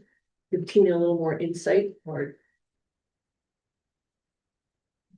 Do we want to move ahead? Do people want to move ahead and vote this article? As stated, using unassigned fund balance to pay for it? Because if people do want to move forward with that, then I would be willing to make a motion. Just a question, so given the time frame that Matt said. The money to actually pay for the system, not the design. Might not be needed till 28, is that what I heard? That's when the installation would, that's very conservative. However, with projects like this, we do get requisitions for procurement of the equipment. So that would start occurring almost immediately. No, because lead times on equipment like that is sometimes 8 to 12 weeks, sometimes even more. Yeah, I was just trying to figure out at what point, first, not the design, but the first large. You know. It would happen almost right after the RFPs went out, yeah. Okay, so it would immediately impact.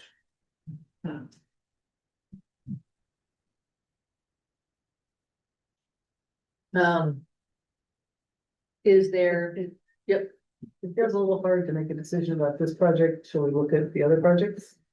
How much total is coming out of unassigned fund balance? Does it make sense as this project could be done with non-included debt? Is that? Feels like, do I see the whole picture? It's hard to make a decision. How many other projects do we? You're looking to Okay. pull that up. How about this? While I'm working on that, I'm gonna suggest, can we put this aside for a few minutes, do the sale of 86 Central Street, and as we're doing that, I will also see if I can't pull together, because we have that information, I just don't have it. Is that fair? Sorry, school, we'll get back to it soon. It's just a question of how we're doing it, not if we're doing it.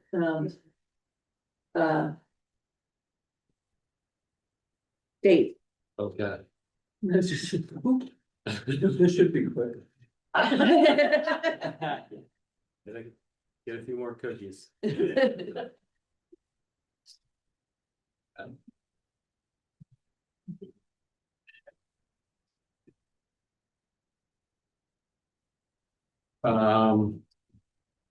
So I know we covered, kind of already took a stab at Article B, the disposal of 86 Central Street, which is the Lincoln Square Apartments. And thank you for everybody for their edits. Most of all the grammatical things that changed. Jack Falvey is here from Affordable Housing Trust, who can answer some questions. He also has a much scaled down version of the presentation he's given on 2 or 3 occasions via Zoom to the abutters. And I think it gets to the heart of the article. Also hat tip to Jack for supplying a lot of the language that was that I've adopted in here. I've got, and then there are a few things. There are a few things to probably share.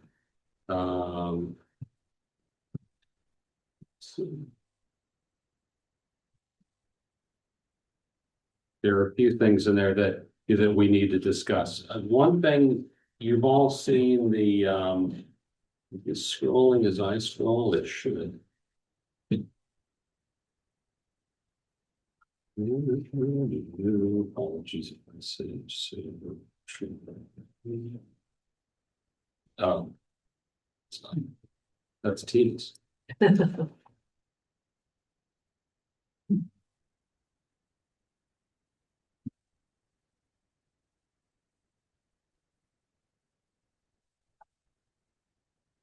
Here we go.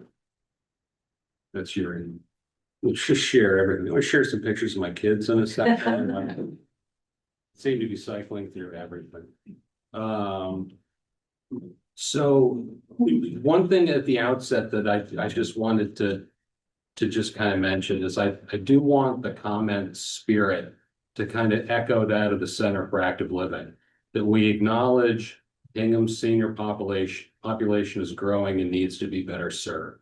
I realize the word disposal seems somewhat harsh in that regard, but I don't think there's a better term for it from a style or legal perspective. So I did add one, since you've all seen the first draft, I did add this line in red in the middle, and this is open to comment if you prefer. I just added the property, Lincoln School Apartments, is unique in serving its residents by virtue of its central location within the town, its convenience to public transportation routes, and its proximity to shops, eateries, places of worship, and open space. I thought that was I thought that was worth pointing out to talk about how unique the property is. So that it dovetails kind of, you know, as I said, the ethos of what we're talking about with HCAL and and other senior initiatives. Then we get into, and Jack has enumerated the three, you know, the 3 points that we're after. The three, excuse me, the three, the three goals of the town, and you've seen that. I think what else did I add here? What we've got to establish. So, you know, the subtext of this is in the second paragraph. The town is basically alone within the state in this role of managing a building for seniors. It should be said, you know, the town hasn't done a great job in this process. There are examples that we won't get into. It's funny, the original comment in the special town meeting, in the warrant, special town meeting 2008 in the warrant, the comment actually says, conservative financial projections of the property's revenues, operating expenses, and capital replacement costs through 2028 show a consistently positive annual cash flow, enabled continued high-quality maintenance of the property's structure and grounds. I mean, unfortunately, it didn't happen. And, you know, the upshot of this entire proposal is that the building needs to be recapitalized. And perhaps the best way to ensure this happens efficiently is through equity investment, not debt, and to introduce tax credits that are not available to the town as a municipality.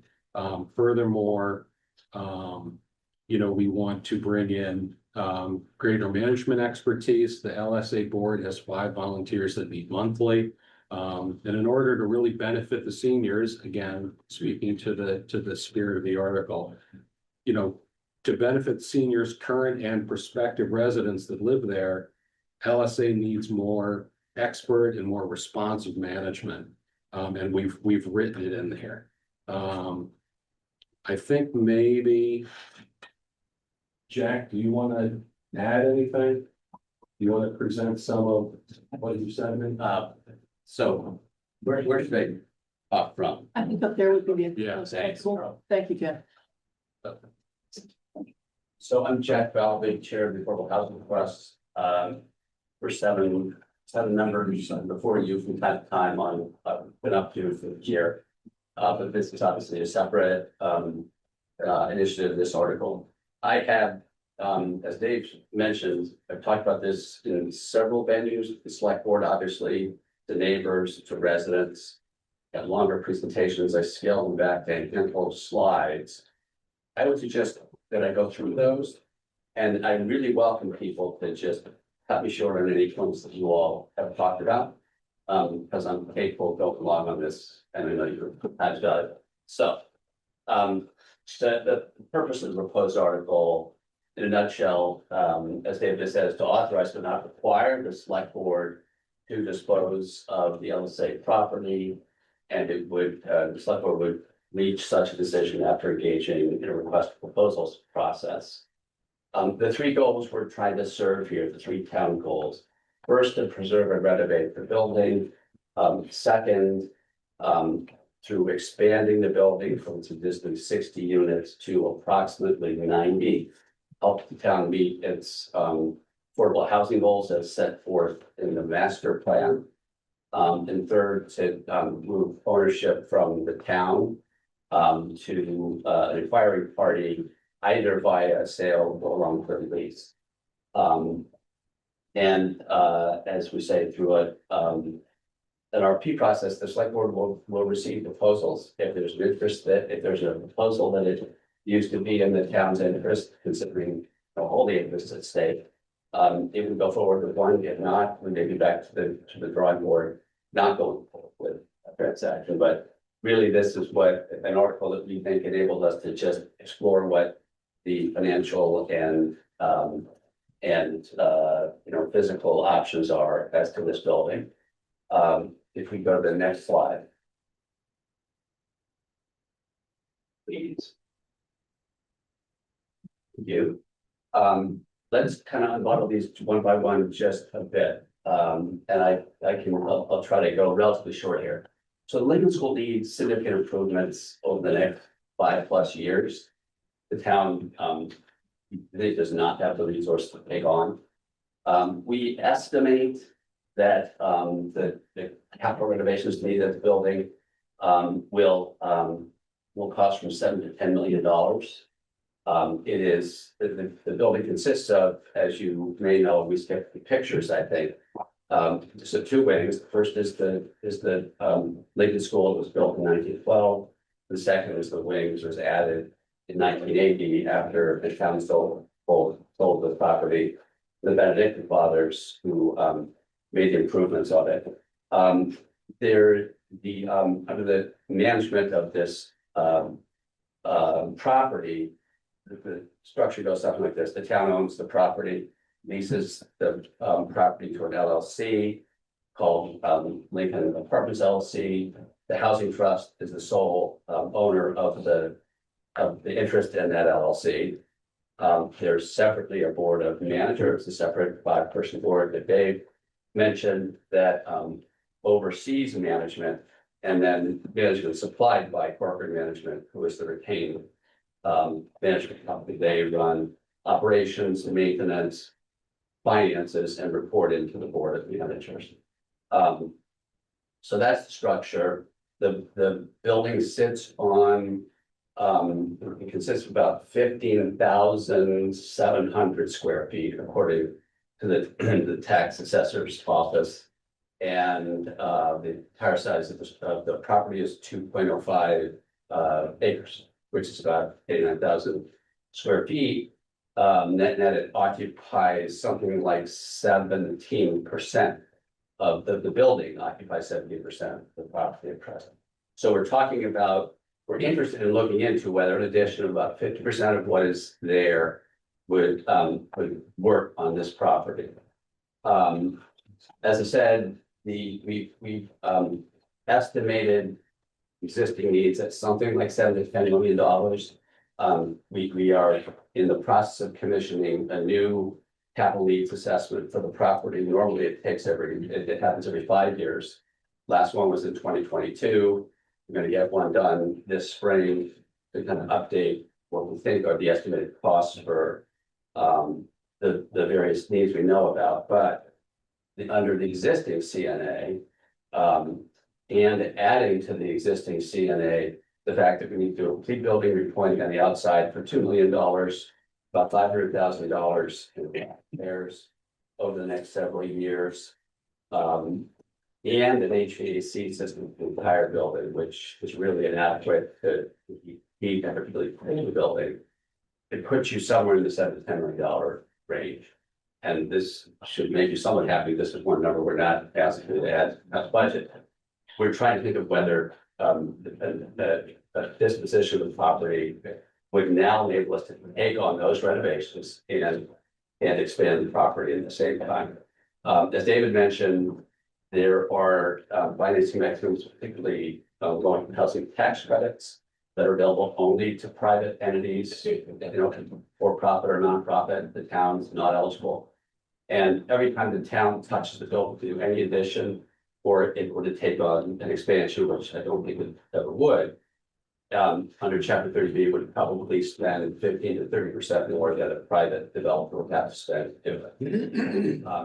In any transaction, the town is committed to continue affordability, and committed to protecting the tenants that are there to the extent that that's possible. And that's going to be foremost in this select board's mind, certainly as it evaluates the proposals. Next slide, please. So we talked about renovations. Our goal at the Affordable Housing Trust under the master plan is to provide 50 new affordable units here in town over the 10-year period from 2021 to 2031. Usually I'm in here talking to you about what we did this year under Dada's direction, who's one of our key staff members. to buy and fix up and sell individual homes. That gets us a couple of houses a year if we, work our tails off, particularly staff, we're working super hard on these. That gets you to about 20 units. So we're gonna be far short of the 50 unless we can do a multifamily development.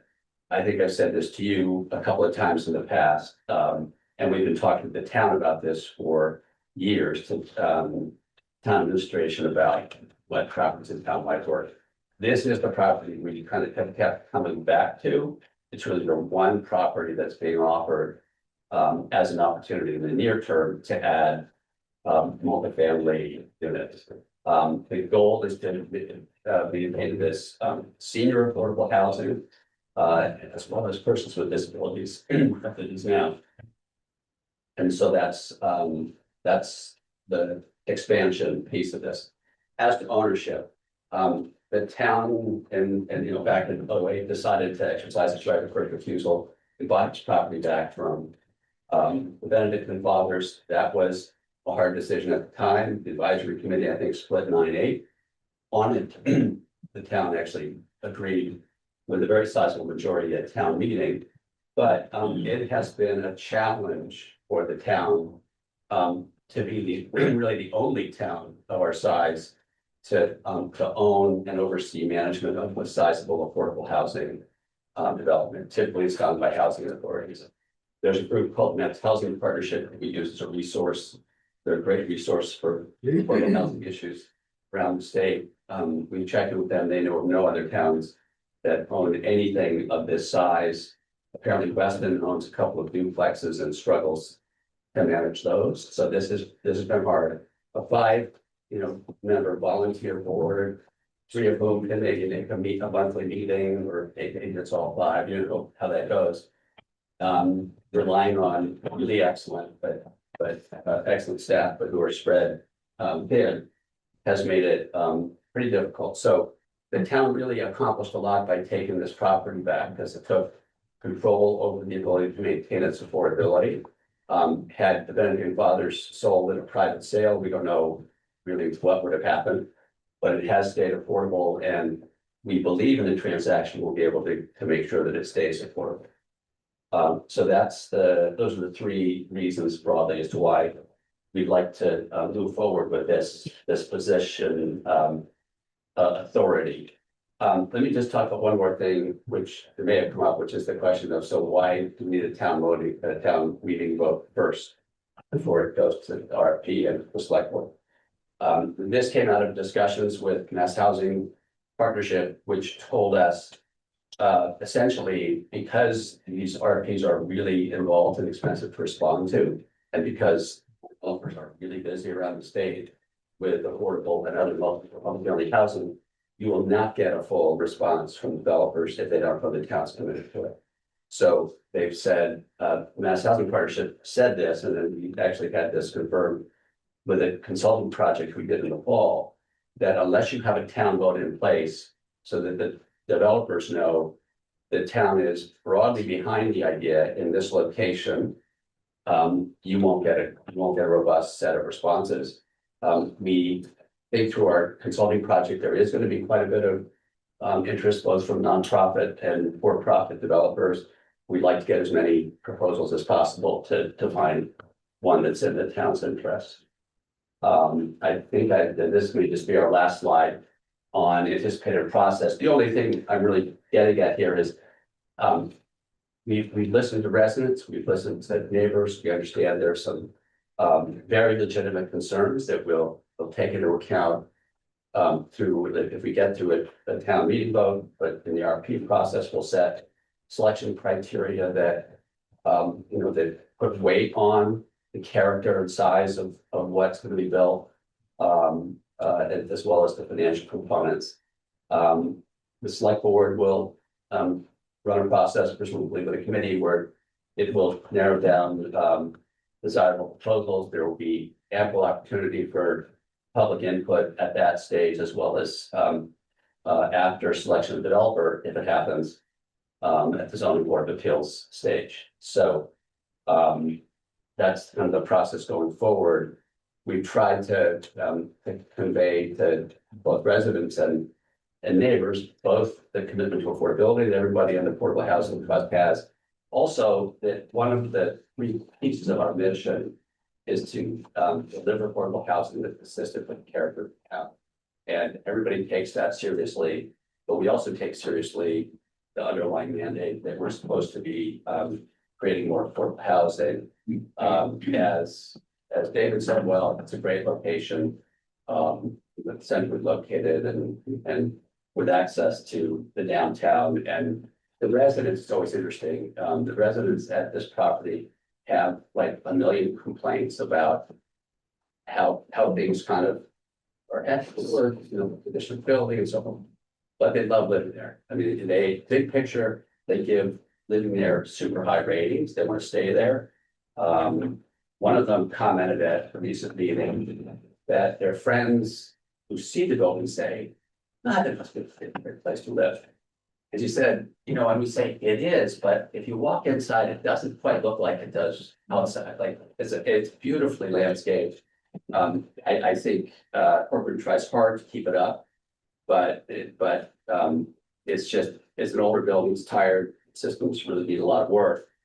This is really an opportunity, if we can find the right design to accomplish a three-fer of enabling the town to move on, really make the beautiful building that it could be, and meeting affordable housing goals. Thank you, that's great. Any questions for Jack? Elaine? I'm intrigued by this whole, wherever you like to say. If I sit down, I don't know. If I understand it, the potential sale is to find a developer, not only to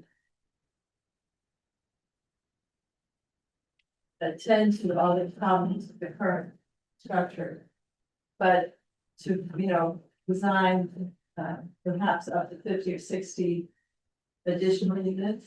So the size we have in mind is about 30. So you've got 2 30-unit ratings. And the developers will tell us what's economic. If they tell us 20 units work great and fit better, it might be 20. We don't see going over 30 by much, given the size of the property. And perhaps from your discussions, to have this as a viable property for sale, the addition of however many units is, feasible, is part of it. In other words, a developer would want to come in to own it and run it and do all the improvements without adding. No, so I don't know. One of the reasons we did the consultant study is to just conduct some interviews of developers and architects. Several said, "Help need to be bigger than this." Yeah, for it to financially sound.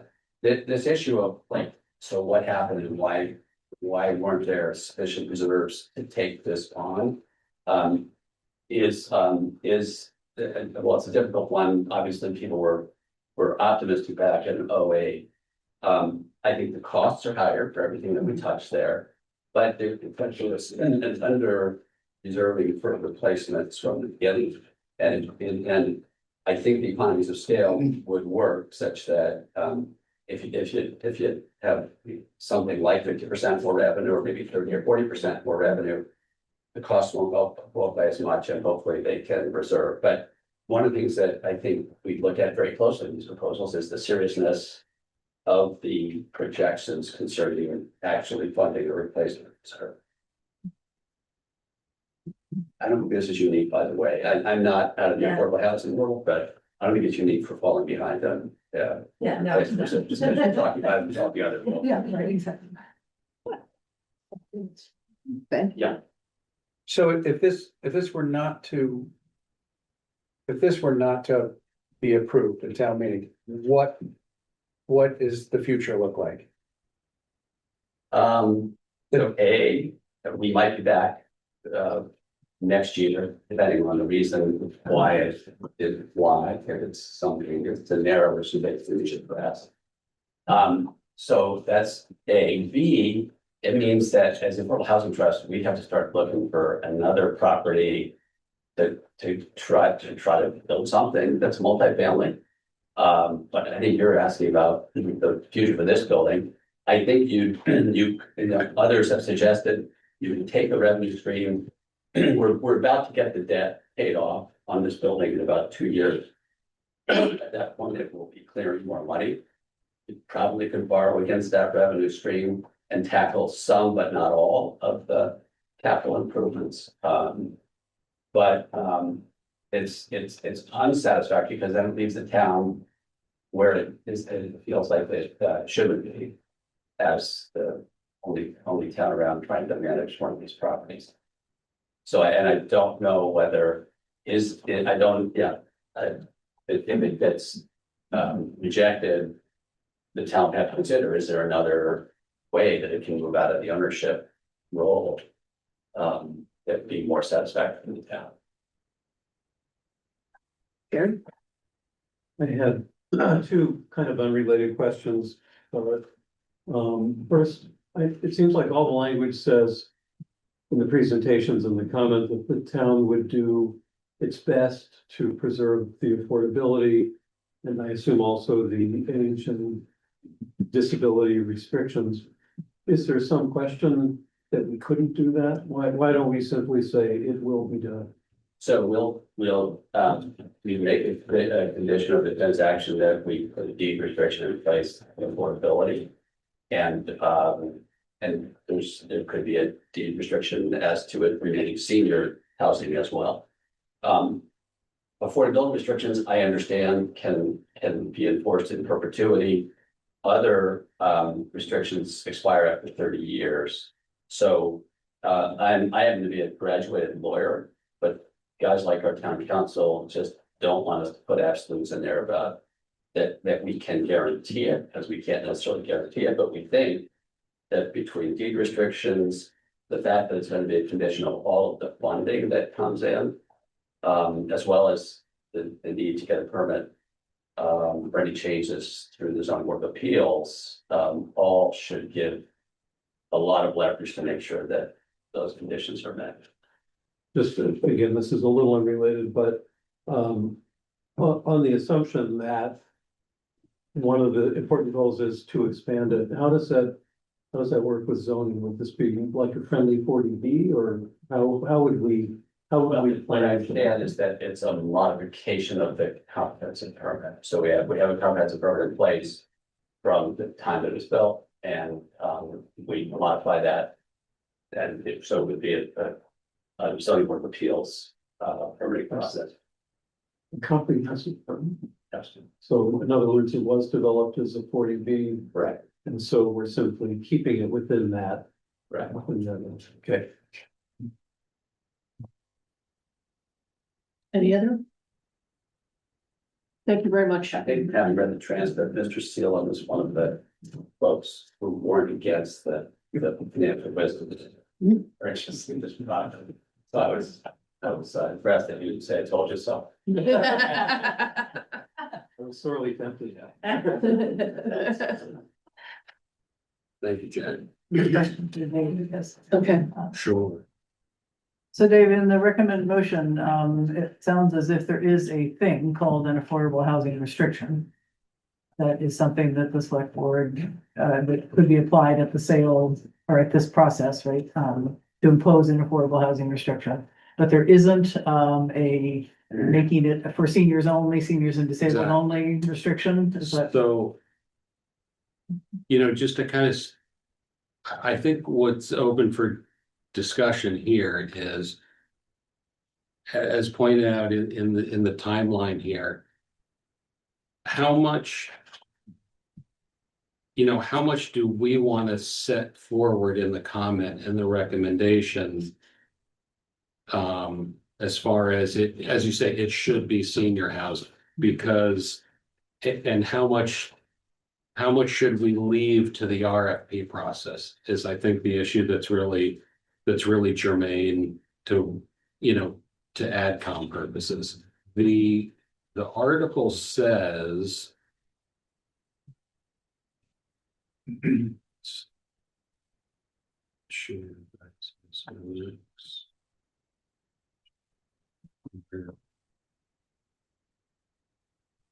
Yeah, at the top, the article says only sell, lease, or otherwise convey the property for community housing purposes. And to authorize the select board to impose an affordable housing restriction on said property. So it doesn't specifically mention senior housing, which is important.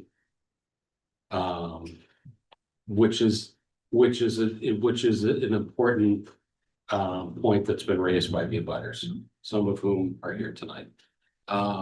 So I guess, I don't know enough about deed restrictions to opine here, other than to say, we do say in the comment, the town would require deed restrictions to protect affordability to the greatest extent possible. Tina correctly pointed out that that's kind of a loaded phrase that's which I agree with. So, that phrase there highlighted maybe needs some greater fleshing out. Again, but that only addresses the affordability, not the senior and disabled. Interest on the part of, I think, many in town to keep that that way. Exactly. So will it be a specific requirement spelled out by the select board at the beginning of the RFP process? And if so, can we recommend it? Can we put it in there? I guess that's open. To debate. We want to specifically make a recommended motion, because in the as you see at the bottom of the recommended motion, it just says community housing purposes, and as I said, affordable housing restriction. So do we want to, honor, as I said, honor the request to abutters and others who feel like it should remain specifically senior housing? And is that something we can recommend? Can I just ask, at the select board meeting, what was said about senior housing? Only that, well, Julie did mention that the warrant comment could be more precise regarding the deed restriction or a long-term lease. But that, I don't, as I said, continued use of senior housing is important to the abutters, and I think, if I remember correctly, the select board echoed that concern. However, it's not, the word technically isn't in the article, which is kind of sticky.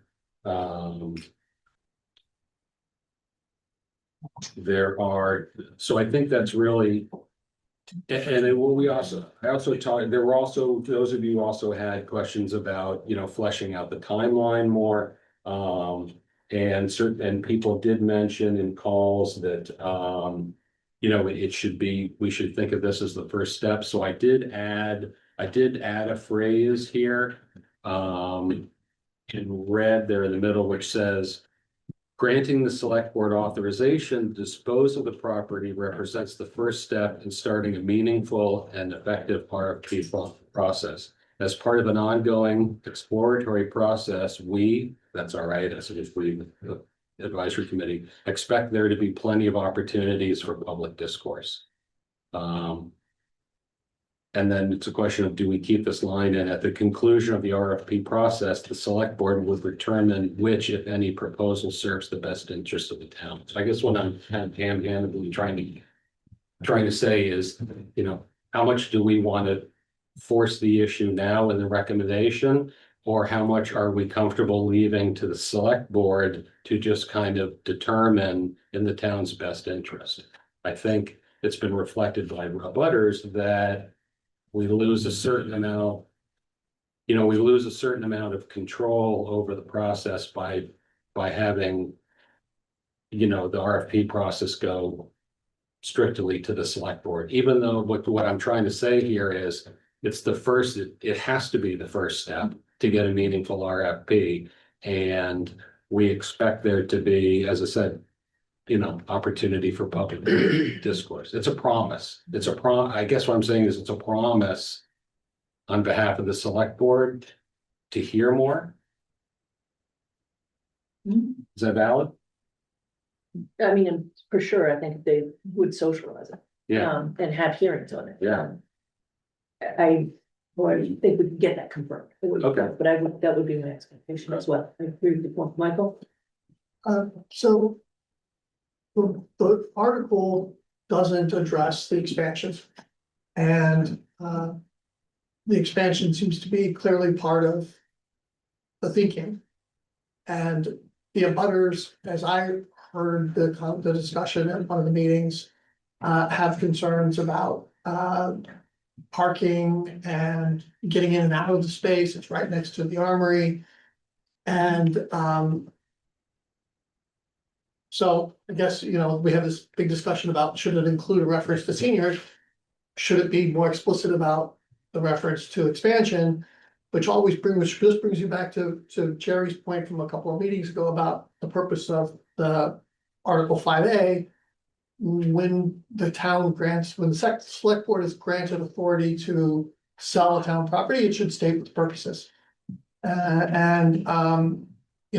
For community housing is a very broad term. It doesn't necessarily say expansion. It doesn't necessarily say senior. It's going to be an affordable housing restriction. That's good, but it seems a little bit underformed in its current articulation. no, I grant you that. I mean, the expansion, possible expansion, is mentioned in here. It's kind of the third goal of the project. But again, I totally commiserate with the fact that parking is an issue there. The street's very crowded. The National Guard unit reports to the armory. How do we ensure any future LSA development fits into the neighborhood and doesn't move outsize? The answer so far, and the answer as it stands is zoning board of appeals is involved and, but do we need to be more precise in our recommendation? Yeah, I'd like to circle back to the concept of restricting the property for seniors and those with disabilities. What I'm hearing is that it may not be possible to sell the buildings with those types of restrictions in perpetuity. Here, so regardless of what we put in the recommendation, it might not accomplish what we think we're trying to accomplish if that's the goal. So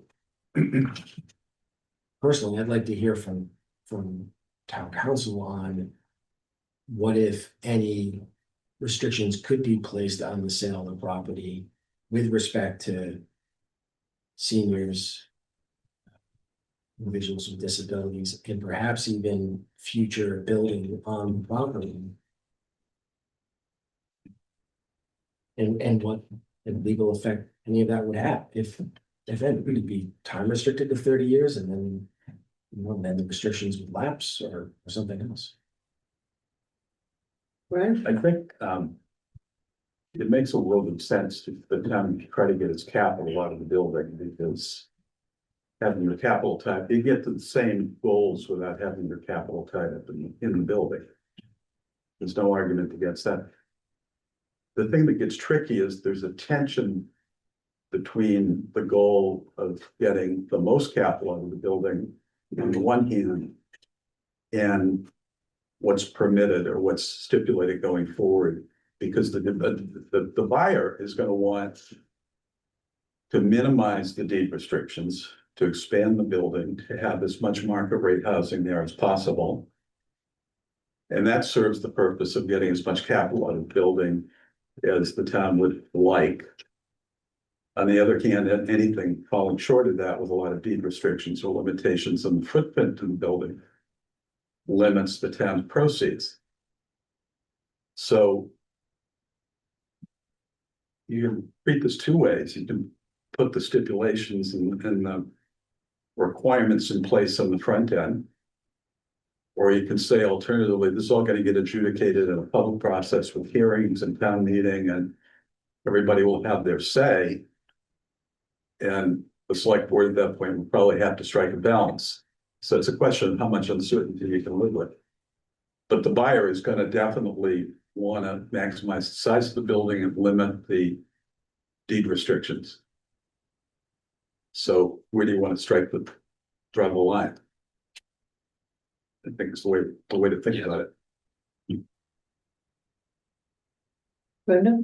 And as the advisory committee with our master plan in place, we have to be really interested in making sure that we continue to grow our affordable housing inventory. And especially, I listened to the select board discussion of this, the fact that we have a 40B reassessment coming in 2030, not too many years from now, where our number is likely to be closer, if not over, putting ourselves in trouble. So again, we have to look at the big picture, right? It's not just how much capital can we get for the building. But I agree with you, but what you're saying is, I agree, we spent many of the last several months talking about the growing size of the senior population and the needs and all that. And I'm agreeing with you, if you wanna make framework consistent with the master plan and everything we've heard, then you wanna have more assurances rather than fewer. And what's the harm in attempting to sell it with all the deed restrictions that we want and seeing if we can? This is the depth of tension you have to manage. Right, You have to but and if you trust. can't, then you're back to perhaps You would have making a change in that, but trust if the- we know what we want for the town in general. You'd either have to trust the public process going forward with adjudicate all of that, or you can get stipulated all on the front end. And I think I still have a question about the stipulation level that we can do in this. I mean, we can certainly put into the comment that, you know, again, whatever it is that the consensus of this group is. The question is, can we add to the recommended motion? Technically, not the senior and affordability piece. The affordability piece is in there, the senior and disabled resident restriction. Right? Is that something that can be put into the recommended motion? I don't know if we know legally if that can be. No, and I think the next step is, even if it's put in, is it enforceable? Right. True. So if it's not enforceable, then what's the point of putting it in the first place? That's why I think we're gonna get some input from John. If I understood Mr. Falvey's there, he said it's enforceable for 30 years. The problem with the senior disabled person's deed restriction is that expires after 30 years. Could expire. Could be, and I'm honestly. Like back my conversations with the town council, that the one restriction that clearly is not expiring after 30 years is the affordability restriction. Others less clear.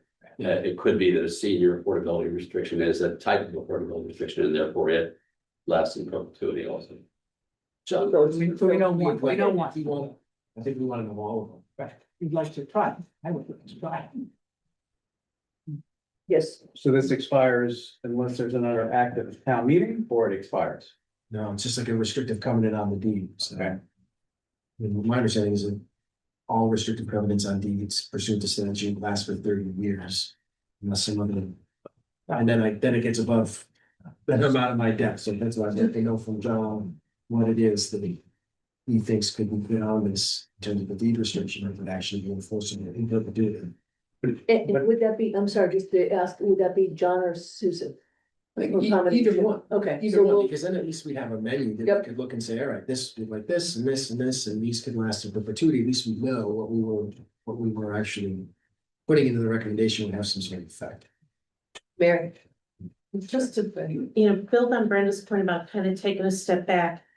I think the question that we're trying to sort of ask with this article is whether a change in the ownership structure would better serve our fellow citizens who reside at the Lincoln School Apartments, as well as to enable our town to continue to meet its affordable housing goals with respect to creating new housing.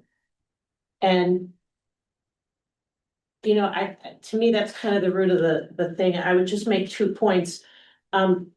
There was a CPC proposal that came forward, so Ben and Tina and I had occasion to visit the Lincoln School Apartments to be there. What was really clear is that absent the Lincoln School Apartments' own kind of funding through their own operations, the really only other town resource is CPC. And CPC, you get, $1.8 million a year. And, as CPC kind of said, we can't be the backstop and the only source of funding for the Lincoln School apartments. So I think as we're looking at this, we want to be realistic, you know, to Ben's point about, you know, what happens if this doesn't go forward? We need to be realistic about the other funding sources that are necessary. And just to make a final point with respect to the town's subsidized housing inventory, you know, Hingham has been above the 10% for several years. And what that does is that gives us control over our zoning throughout the town. And that is a really significant thing. I talked to Jennifer Orem about a week and a half ago, because at one of these hearings, I was hearing our SHI was low, and that kind of came as a surprise. Because if you look in the master plan, it says our SHI is at 11.4%. So 10% is the minimum, we're at 11.4. We're actually at like 10.3 as of last month. And I was asking Jennifer, I'm like, okay, how does that work? You know, the numerator grows, the denominator grows. But basically, if you extrapolate, we are 33 units away from losing that 10%. Now, and what's going to happen is in 2030, the denominator gets reset. And certainly as a town, we try to do things. So, you know, for example, if an apartment complex is coming in, we try to permit things so that we can maintain that ratio. But it's not always possible. Somebody wants to put in 5 houses in a subdevelopment, boom. That, you know, it doesn't help. So as I think about this, I appreciate that all these details are important. Let's also not lose sight of the question, which is, would a change in ownership better serve the citizens that live there, the town's desire to meet our affordable housing goals, as well as the consequences to the entire town should we fall below, you know, that 10% threshold? That will have some consequences as well. That's great, Ben. Yes, Ben? And do we really think that the state's gonna keep it at 10% in 2030? I mean, aren't they gonna move that goalpost with the We talked BTA about that last week. Communities Act? Twice already. No, not with the 40B, but through one initiative after another, because they don't think the Right. action has been adequate. Right, so wouldn't we rather have complete control of LSA in that case? So that we could, if we wanted to expand, we could expand and. But I guess the question then would be, if the town wanted to expand, where would we find the financial resources Right. to affect that? I mean, we've been struggling with $100,000 in extra debt service. And, you know, that's a bit of a struggle, even if you look at the cash flows for the Lincoln School apartments. It doesn't seem realistic that there's enough cash there that would be able to keep up with the many capital improvements, let alone, you know, consider an expansion. And some of those improvements are pretty hefty, aren't they? The envelope needs work and, which is, I know my old condo is really expensive. Yeah. Roof. I add one more thing about the Jennifer Orem mentioned, because I said, you know, how did we add all those units of housing? Because I'm like, isn't Hingham pretty built out? ADUs increase the housing stock, Oh, but they are not considered affordable. So one other consideration here is, as ADUs move along, that is going to increase our housing stock, but it will work against us, our SHI. And to your point, we can put the restriction in perpetuity for affordable housing on this building and the sale. So it does accomplish that piece. Get more. Okay, so let me go there then. So I think we have Got her hand up. oh, sorry. Please, please. Julie's really a member of the select board. I just wanted to, because the question came up about the select board's wishes or intent, and across 2 meetings, we made comments and discussed the Lincoln School apartment in this article, and all of us expressed our interest in being open to the possibility of deed restrictions. If we wanted to remain senior affordable housing. And we're also aware of that we're adding on units that we don't want to develop space. So making it a smaller footprint or whatever to make it reasonable.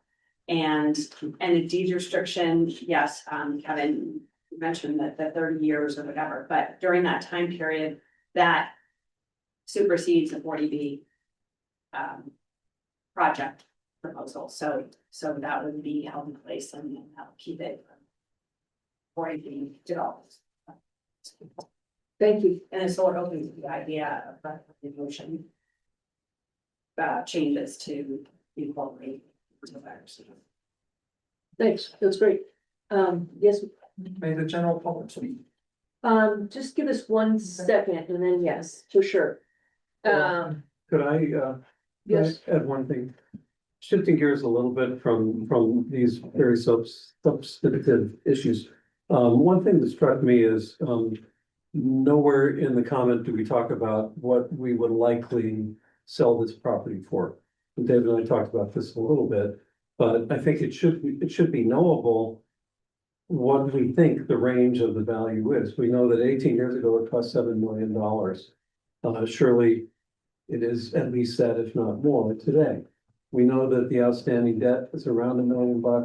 Apparently, there's some maybe another $1 million worth of payments that have to be reimbursed to the town for something or other. So we may have a couple $1 million that would go against whatever the sale is, but it would be, I think, valuable to know approximately what we think it's worth, and then consequently, the very last statement, which I don't know if you changed it, Dave, but I can't read it through the highlighting. Sorry. It says that the proceeds would go to what? Yeah, I was gonna get to that. Okay, so you haven't got there. No. You want me to stop or you want to get to it? Let's leave that for a second. Because you did raise it and I do have an answer because I do want it, so I do want to address it.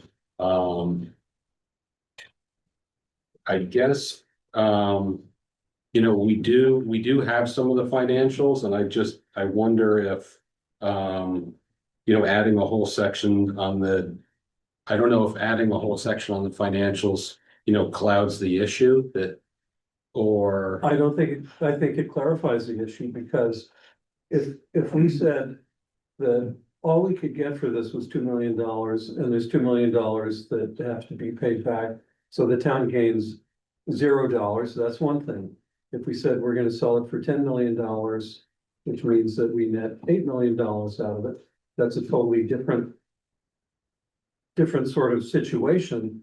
And if I could just finish for a sec, Jack, and that, again, to me, the order of magnitude has a lot of meanings.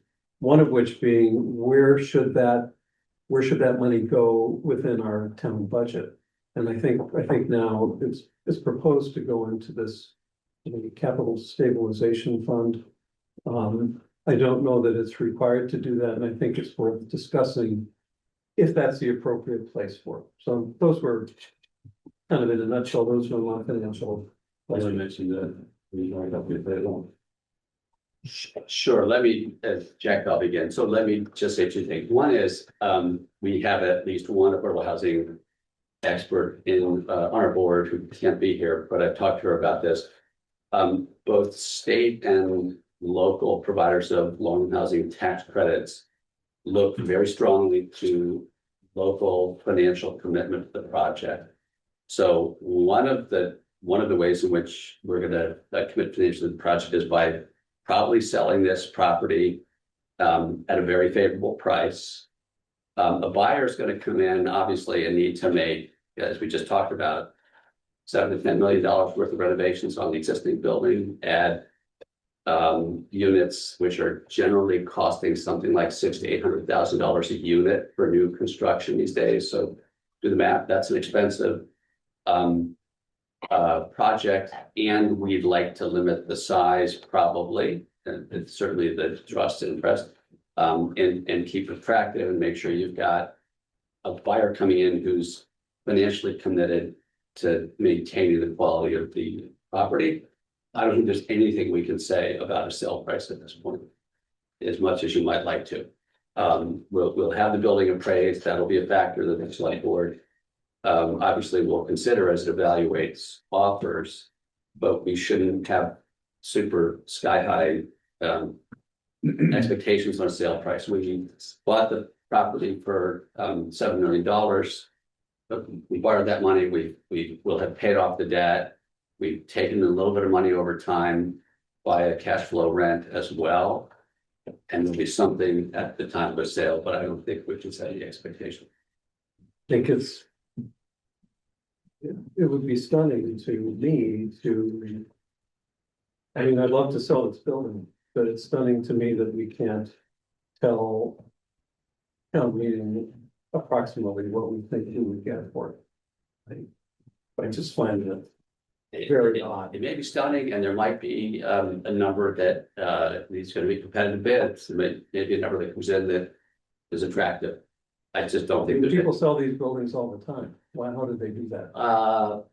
But it's difficult, I think, where you've got this much that's going to be poured into it for renovations. Real estate. And building it. Just, well, I I find it unrealistic that we can't assign a value to this, at least an approximate one.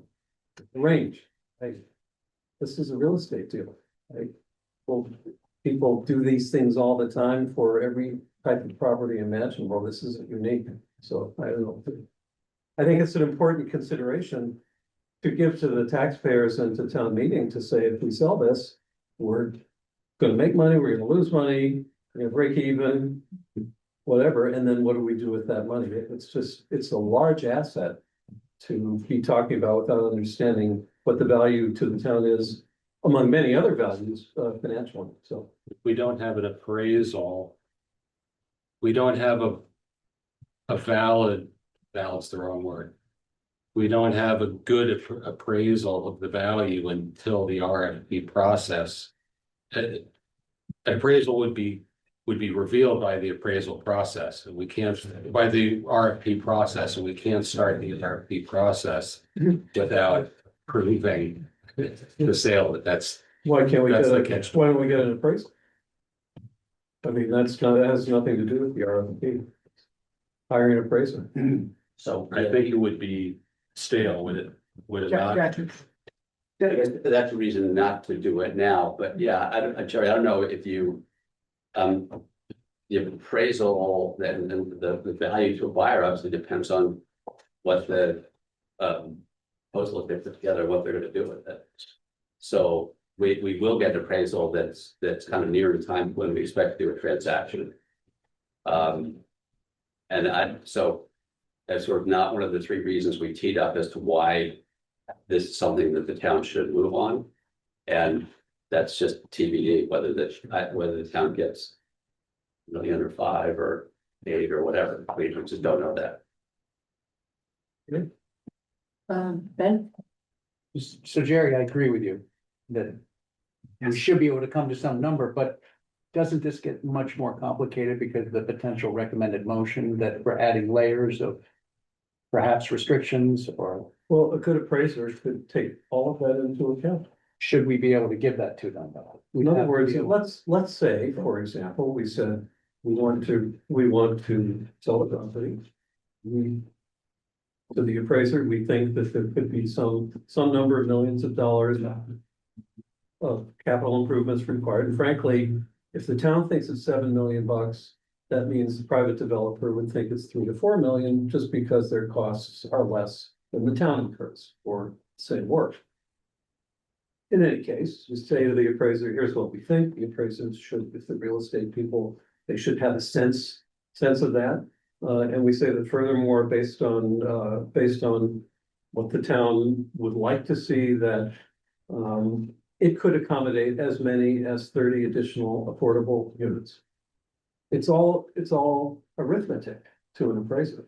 And they could look at that and they say, oh, okay, great. So, I think that this property, if somebody could build those 30 additional price restricted units here's what this is worth. And if they can't do that, here's what's worth.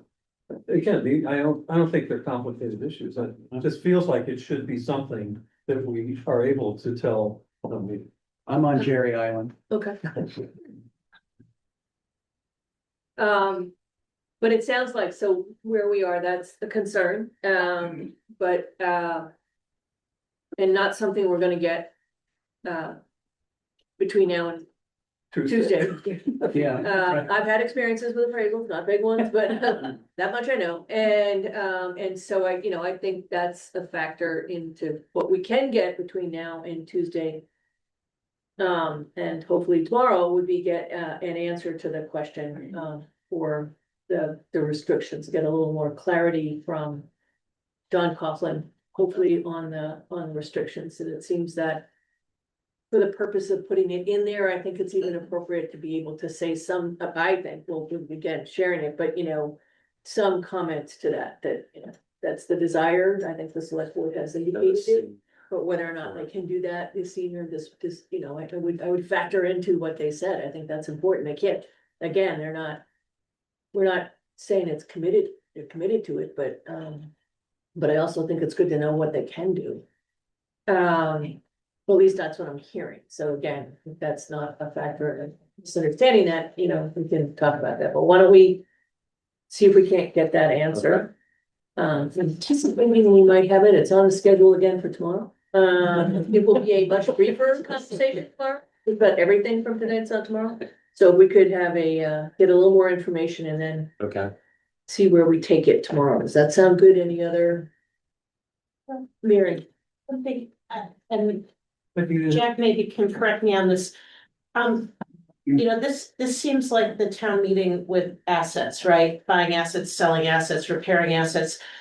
The town is, there are two other warrant articles where the town is looking to sell property it no longer needs and uses. My impression and understanding of the Lincoln Schools apartment situation is that this is a result of a conversation that's been going on for a very long time about how to address these capital needs, what happens.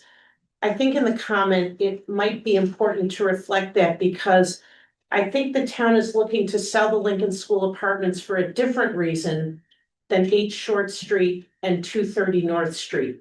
I think it would be easy for people to bundle it all together and say, oh, town's selling a bunch of stuff. We're selling this for more strategic and unique reasons that I think it would be beneficial to just reflect that in the comment. That makes great sense, because it's kind of that back to I appreciate wanting to know the sales price, but it's also not doing the improvements. So there's cost on the other side too, but so you'll work on that, Dave, and then let's see, maybe connect to John Coughlin tomorrow and. Yes, I'm gonna go to the public. I'm just getting a plan for where we are now. Not so. Yes, sir. Name and. Mark 33 Elm Street. Okay, and if you wouldn't mind, see if you can keep it to like 3 minutes or so. We're short than that. because we're running late. Thank Couple of you. observations. Mr. Falvey opened the meeting by saying that the building was bought back in the day to retain control.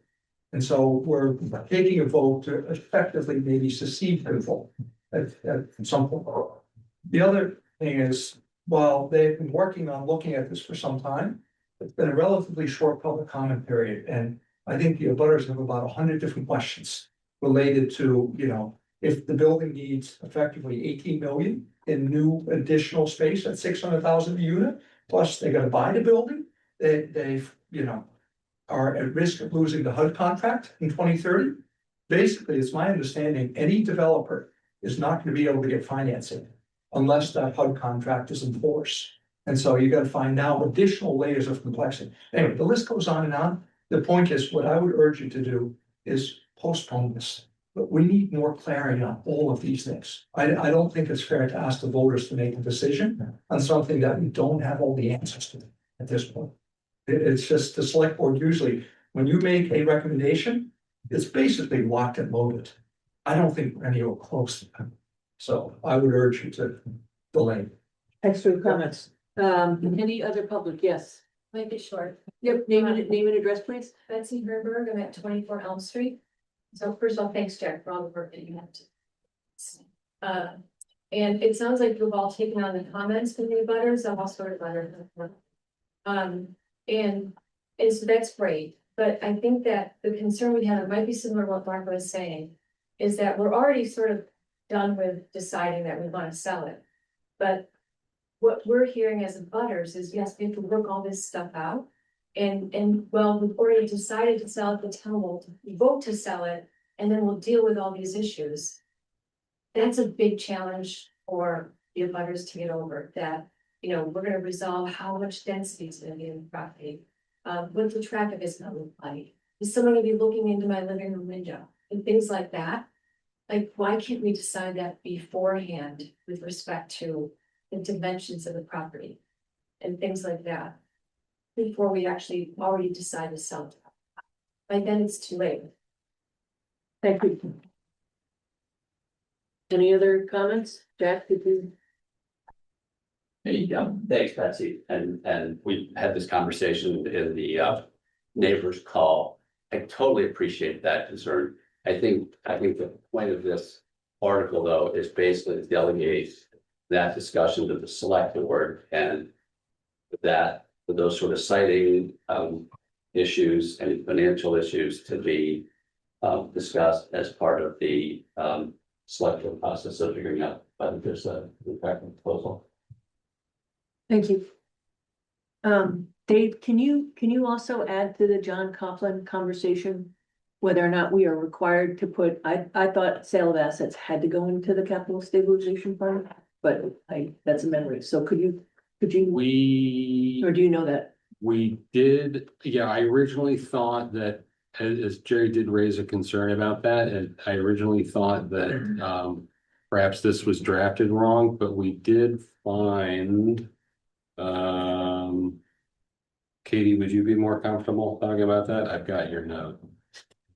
Do the proceeds have to go into the cap? What is the requirement? The proceeds have to go into capital stabilization? The requirement under Mass General Law 44, Section 63 says Told you. that for the sale of real property, first, proceeds must be used to pay down indebtedness. And then second, it can be used for purposes of anything that is allowed to be done under an authorized borrowing. And then if you read the authorized borrowing statute, which is 44.7, it basically lists out that anything that you can borrow for is a capital item. So the way the statute is written, it says that you've got two options for the money. You can either pay down indebtedness, and then if there's money left over or there is no indebtedness, you can purchase capital items with the proceeds from the sale of real property. That being said, there is no specific restriction that says when the proceeds come in, it has to go into a stabilization fund. If it goes into fund balance, it will be restricted. So that will mean that there will be a call out that I will have to manually add to the fund balance to basically say this amount of cash is restricted to capital.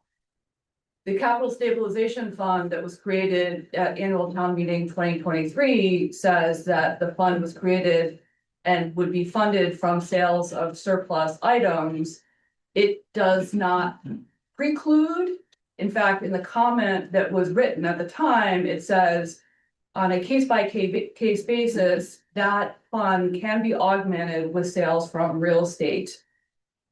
Because again, real estate sales under Mass General are precluded to go to capital purposes.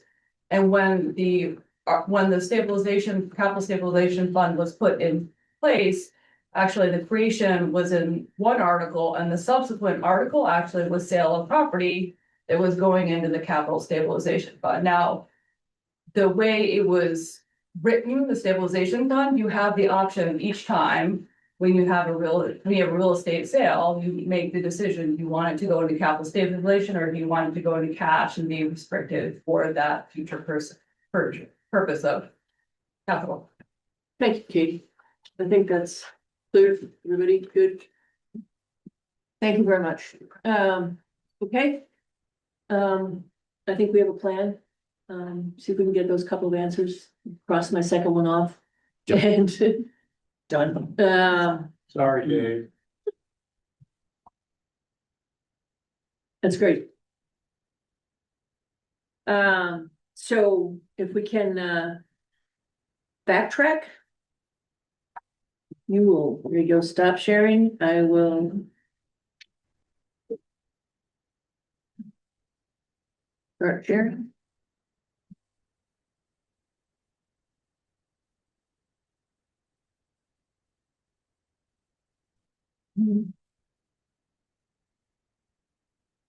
Uh.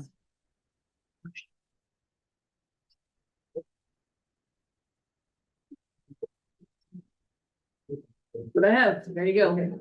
So,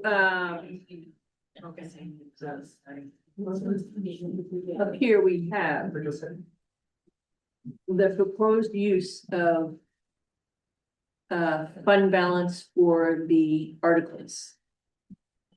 So Article K, we will not know that number until April. I'm making up snow and ice. I think, it's been batted around whether that's going to be 800,000 or 1,000,000. We don't know yet. We're working on it. Processing, they're still processing. What's this first now? I'm sure. And the special education contracts and OOD, that again is an early estimate. That does include, we'll talk about it tomorrow night, but that does include the application of it's lower, because it includes the application of the school's reserve fund. The healthcare subsidy, that's $1,350,000. I did confirm today that the 1,300,000 number we're using does not include the $50,000 for Studies. for the study. So that's where that's getting bumped up a little bit. The civil service number, the 750, that's a not to exclude number. The actual numbers, it is 100 people.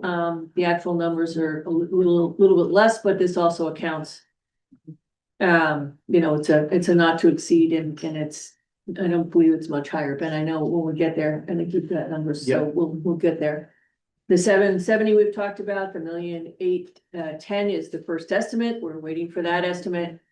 And then we have the 2.6 that we're talking about, and the electronic voting, which we have already voted. So that's the total 8.7 million that is proposed to be used out of fund balance, and it would appear. Katie.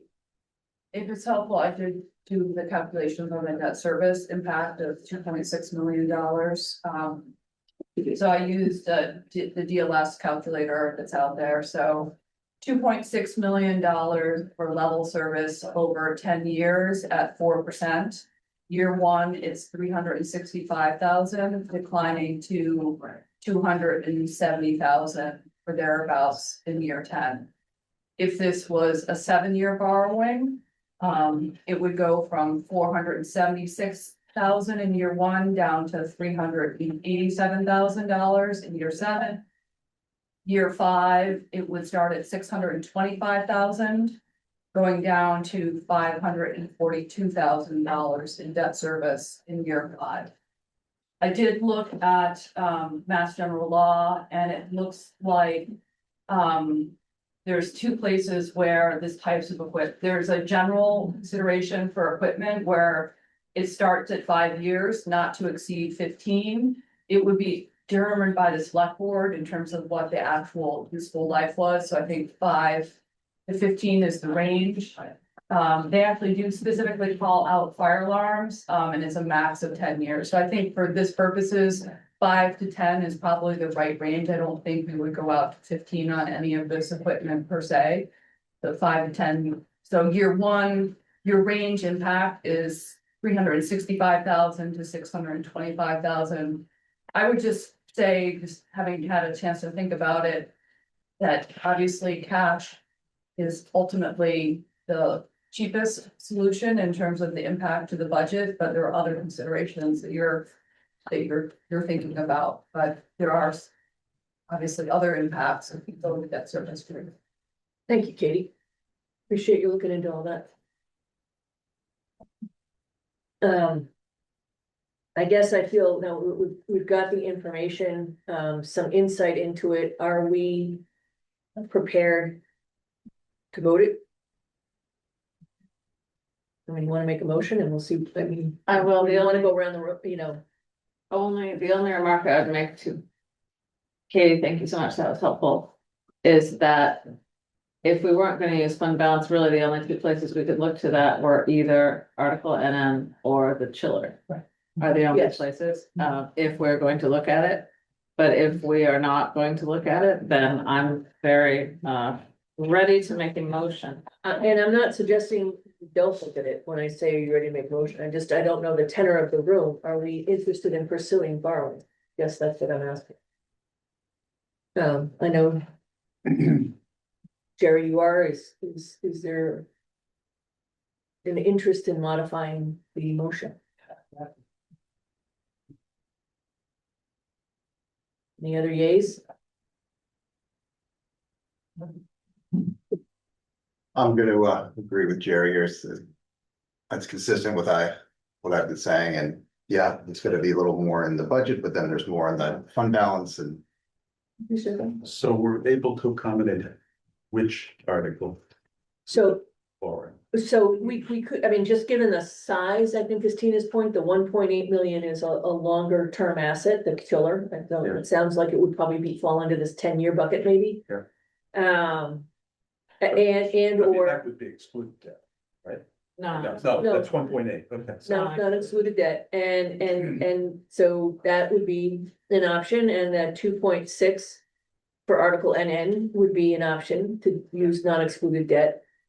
And he just gave us, let's say it's $365,000 that borrowing would in year one increase the deficits we're seeing in the 5-year forecast by that number, by the borrow. So we have, you know, I'm sure other things will increase and decrease it, but that would be the point, that what it's doing to the already stressed. But And at that we point, can do you that. have no more capacity to do more. We've exhausted. no, we have. No, we're not close to exhausting our debt limit. No, it's someone. But I think he's thinking of the roll off and how that works, and I think We have no problem with our debt capacity with it. Just how close to our levy limit are we in terms of, I think that's what Katie. the 5 to 10 was what Katie was commenting on earlier. Well, is there money that rolled off this year, rolled off that last year? I think that's all I had been asking. I didn't.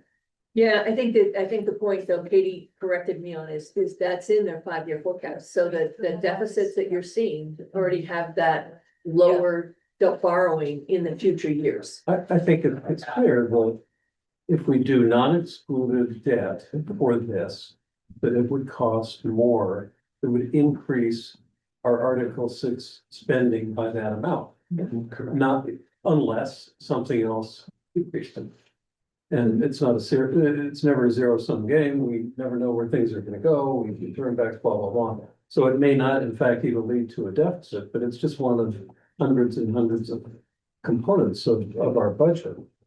But yeah, clearly it adds a cost to the budget, just as if you were hiring an extra couple of people.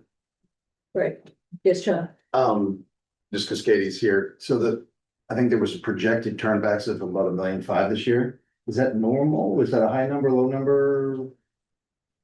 It's variable, but that is an average, and there have been years that are much higher, years that are much lower. And again, that's just the expense turnback side of it, because there's two components that generate your increases to your fund balance or your free cash flow. There's obviously lower expenses in terms of coming in under budget, and that's the departmental turnbacks. Then you have on the revenue front other things that are happening in terms of investment income or investment income coming in higher than budgeted, or motor vehicle receipts coming in higher than budgeted. So there are both revenue and expense mechanisms that add back to the fund balance at year end. In addition to one-time events like the foster tax credit, which again is $3.7 million, it's going to fall the fund balance at year end. Katie, I don't know that you have enough history to comment on this, but feel free to, but John, I think one of the things with the turnbacks are, and I'm referring to Brian and I being on part of the team 23 that looked at the financial policy in the lens of the override and it was in the MOU, and it was that was some of those larger years in the past were before we had the 3.5% limitation, one, and then two, frequently what happens is you look at the DPD budget and there's 2-3 people that they haven't fulfilled those jobs. So it's in the budget to hire them, and then they go a whole year without being able to hire them. And one of the consequences with the 3.5 is those long-standing, unfulfilled positions have been eliminated. And that's what allowed them to stay in the 3.5. I don't know. I have no idea on the implication in total, but I can tell you that's one of the impacts on the turnbacks potentially going down. Is that that across the board, That's good color, thank you. you know, the personnel cuts are suggesting that now there's other things they don't spend money on too or do. But that's one of the areas that has an impact. Okay, so a quick follow-up. So just referencing the version 3 of the 5-year forecast that you sent around the earlier, was it last week, I guess? Yeah. The shortfall for fiscal 28 right now is 1.8. Yes. And with this, if we, instead of paying any one of these expenses out of fund balance and instead used non-excluded debt, the debt service would hit in which year?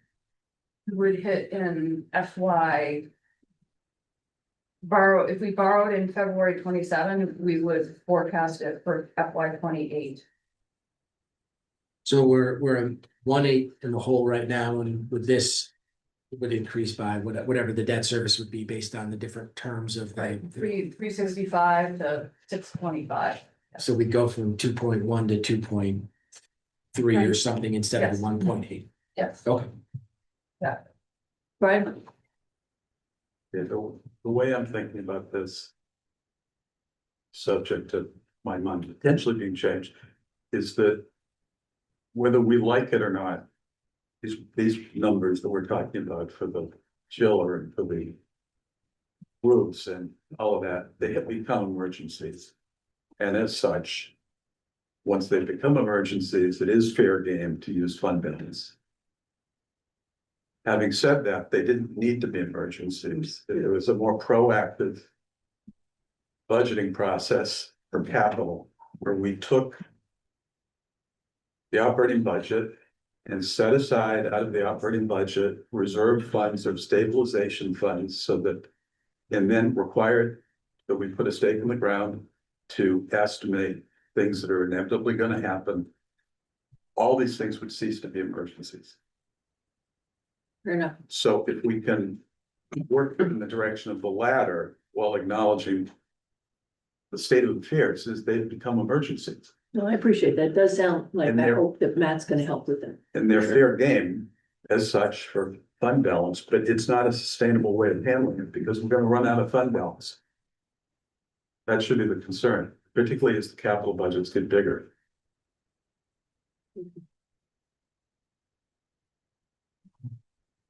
I'm not gonna say what I was going to say in the state that when a fire alarm fails, that does feel like an emergency.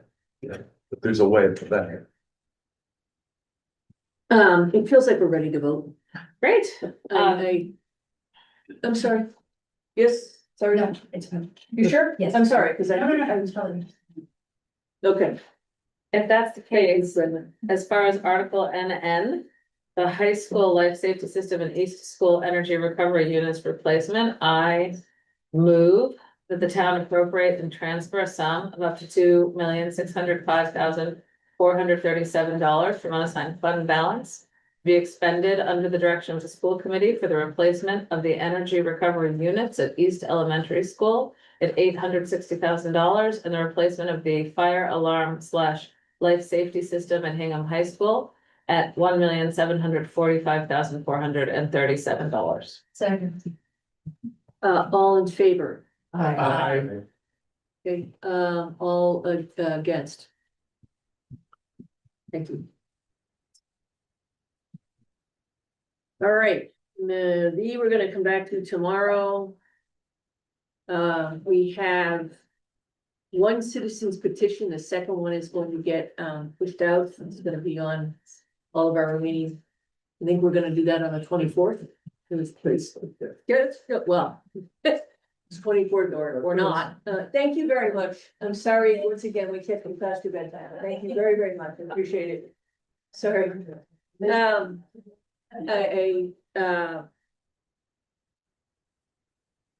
So we have civil service, which I think it was just answering a couple of quick questions, correct, Ben? I hope so. Okay.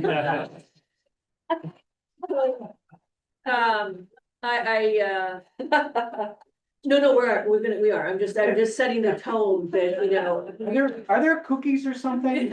Oh, pass them. Those are my mother's recipe, I want you to know. So. You're very delicious. May she rest in peace. So would you like any cookies? Really good. Yeah, best of natural. Yeah, they can go. Yeah, please, and then they'll come over.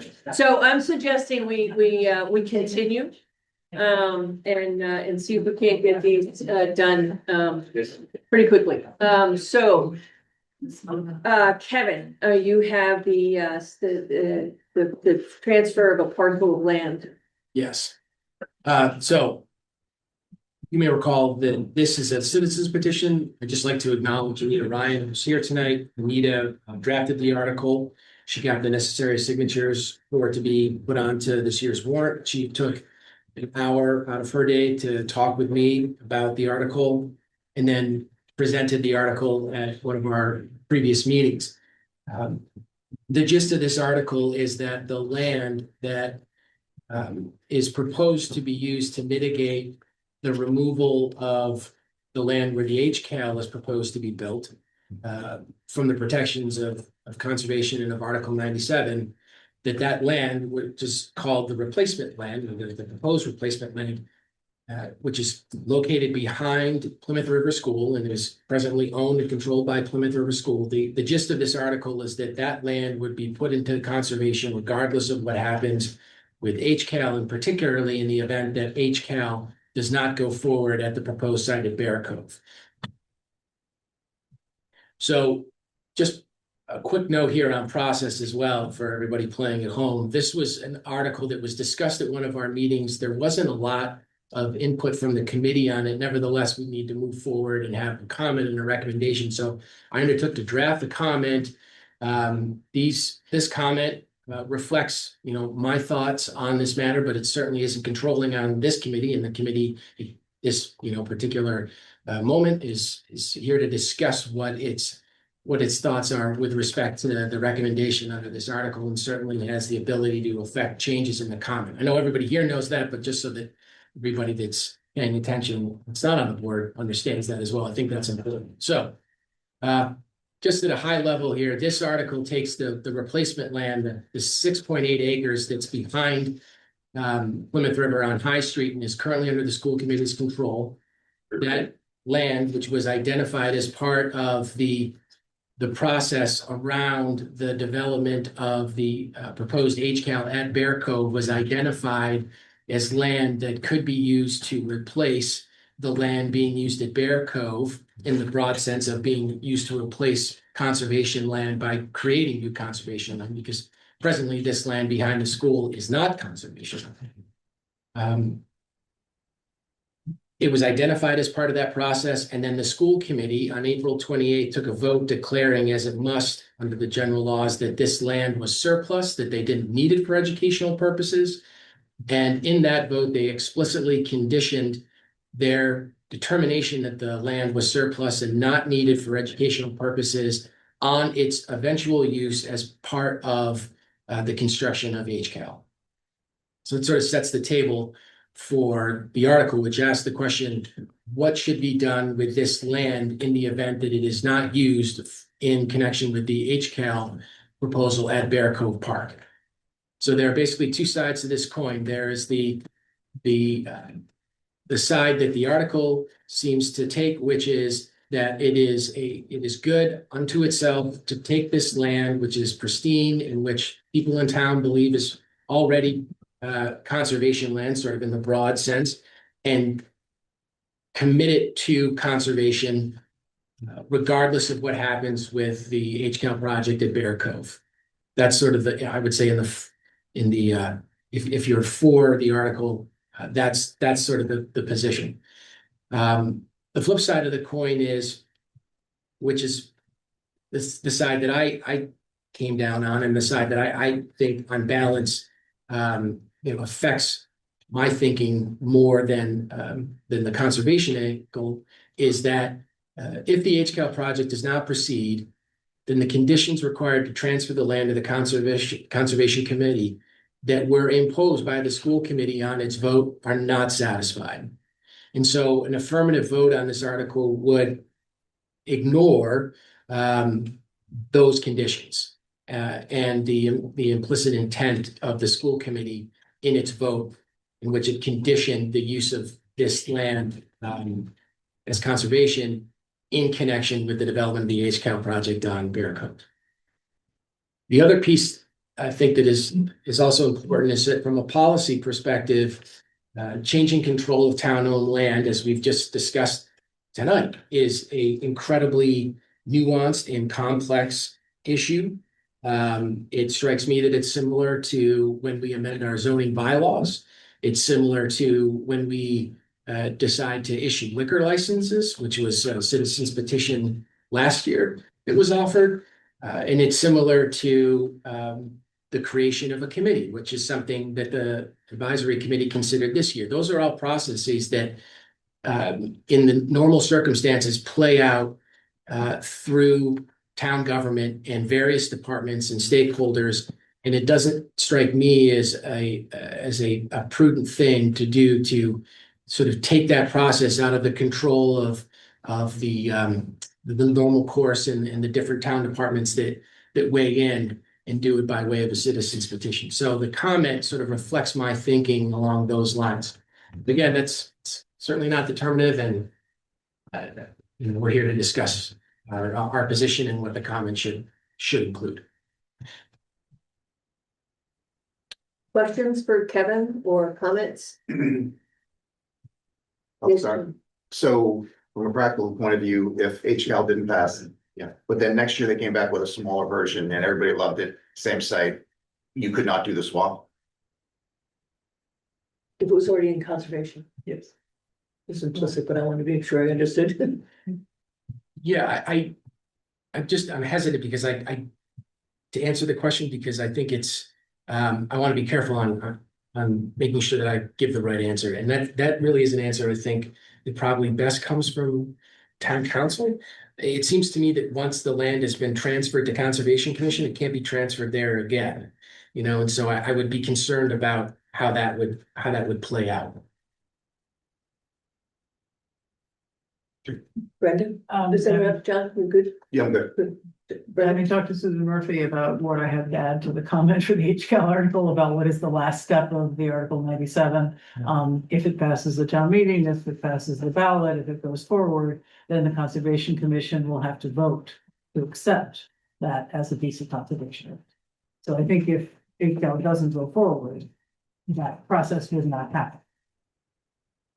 Right, and there's also So therefore, I think it's basically still protected land because there's wetlands and other things in it, but it's still not formally conservation land, and it would not be part of the open land 97. It's chapter 97 thing. John, just to your question, there's nothing in I think it's 4415A is this, yeah, is it in 4015A? That's the statute that says if, a school committee possesses land, it has to vote to find that it doesn't need the land before anything else can be done, before you change use. There's nothing about that statute that says that the school committee can't rescind that vote. So if this process didn't work out, then school committee could say, all right, then we don't want to transfer the land at all. We'll just hold them to it for now. And so town meeting kind of weighing into that process kind of muddies that water even more. So. Jen, I think, oh, you gotcha. yeah, just that that even if past the town meeting, it's not bound by the intern. Any other questions? Any? I just make a couple comments. One, so the MOU already contemplates that if in the event that the town does not satisfy the preceding conditions, or the select board otherwise notifies that it does not intend to proceed with the project, and it doesn't require the replacement land, then the school committee may, by written notice to the select board, rescind its determination notice to the select board. So that's already contemplated as part of this MOU. The second part I will say is for the town to have gone through the Article 97 process and get the governor to sign a bill, Conservation Commission already had to take a vote. And it was represented in minutes that unanimously the Conservation Commission agreed to do the swap. So that they agreed to put that land in conservation. So that's my understanding. Can I just make one follow-up comment? Yeah. Thank you. You reminded me of something. The special legislation that was sought pursuant to last year's meeting where we authorized the select board to seek special legislation to do this swap, that has been passed. So that's on the books that the legislature has already approved this swap as currently contemplated. But according to Susan Murphy, there is still a final step. That's right. I'm just saying that much is Is done. taken, that final one has not happened. That's right. I guess one thing I would just add to that is, I don't think EEA would view it the same way. I think EEA, the State Department, would view it as Conservation Commission as taking the vote. Elaine? So,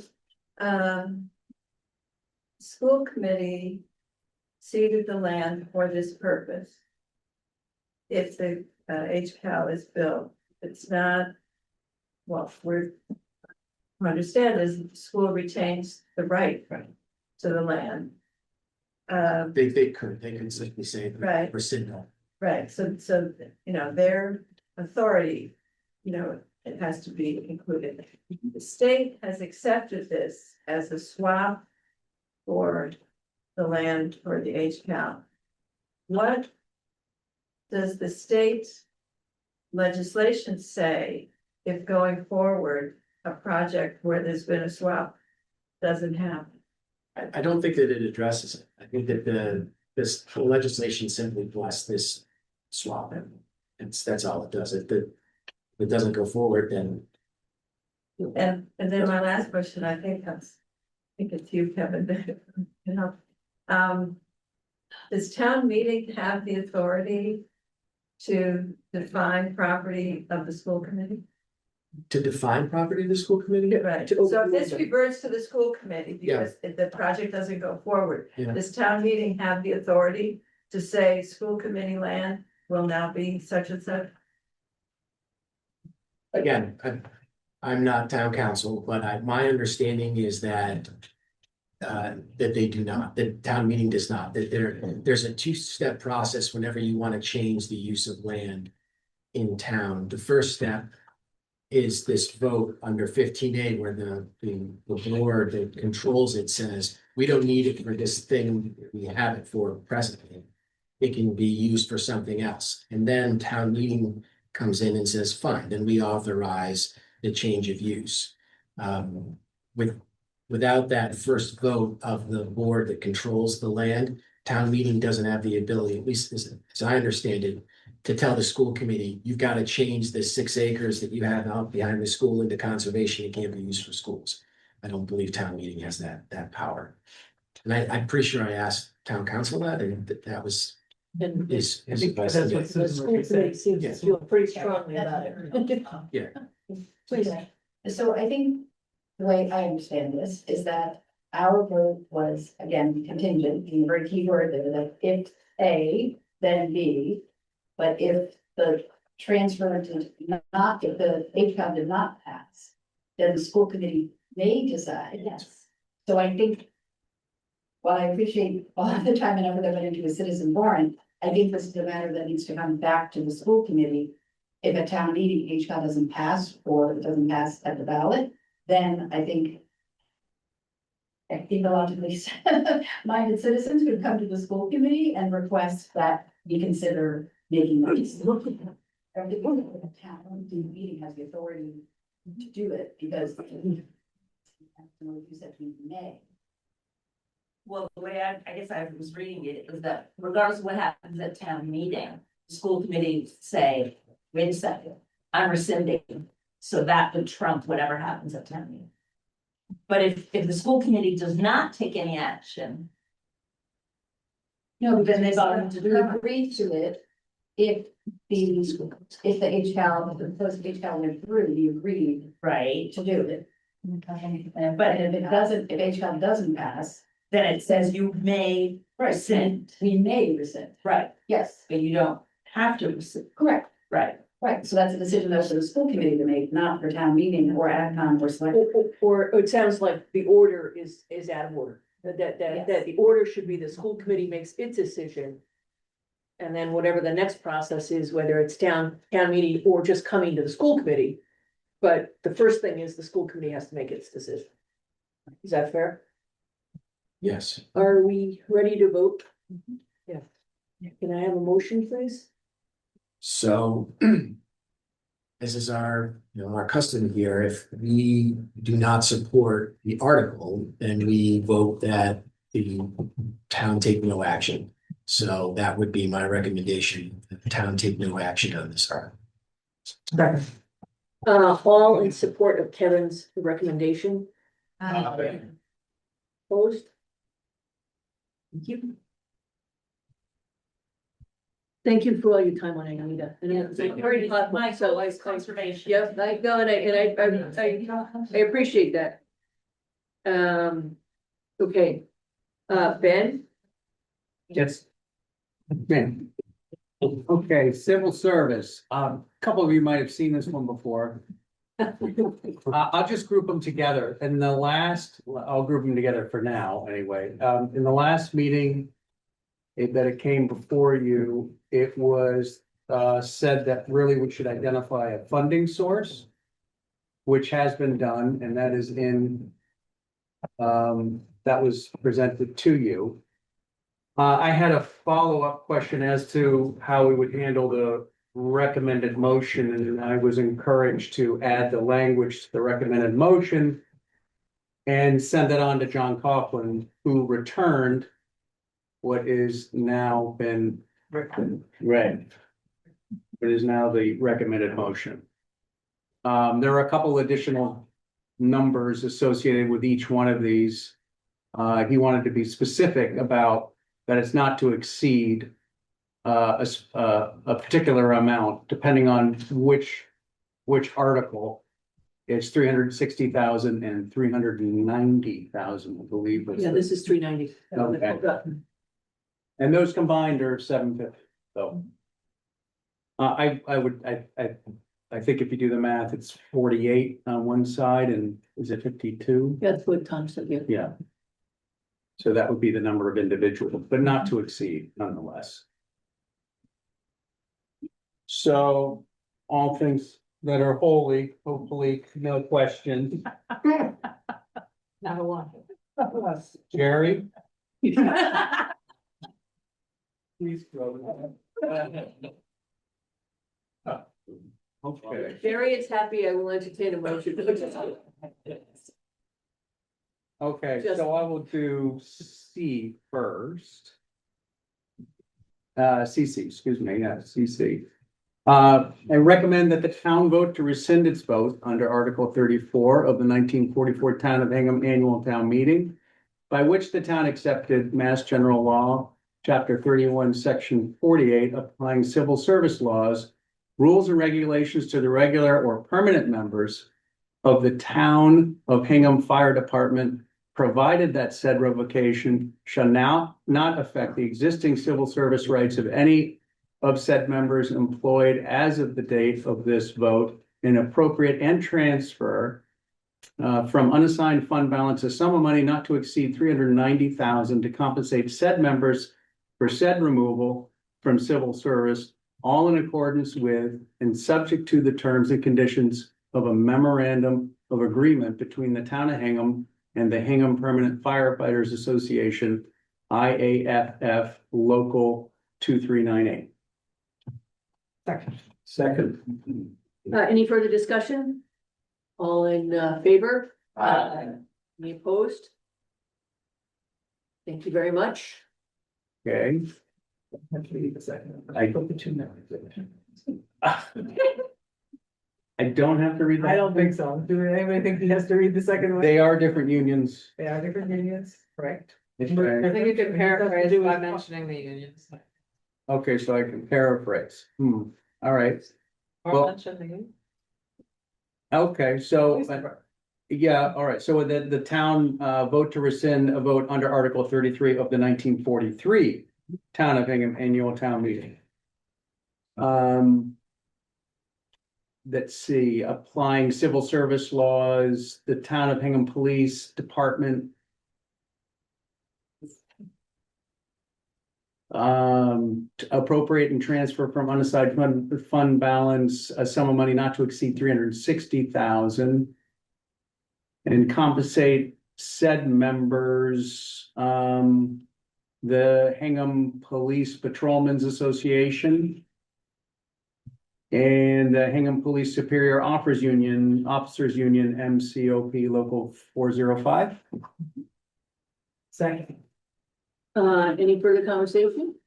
All those in favor? Aye. Any opposed? Very good. We have two quick things to do. We have minutes. You want to tell us about the minutes? Yes. Do you want me to just state the dates for the minutes, or you want me to get into? You received comments and made appropriate adjustments. I think that sums it up right there. Okay.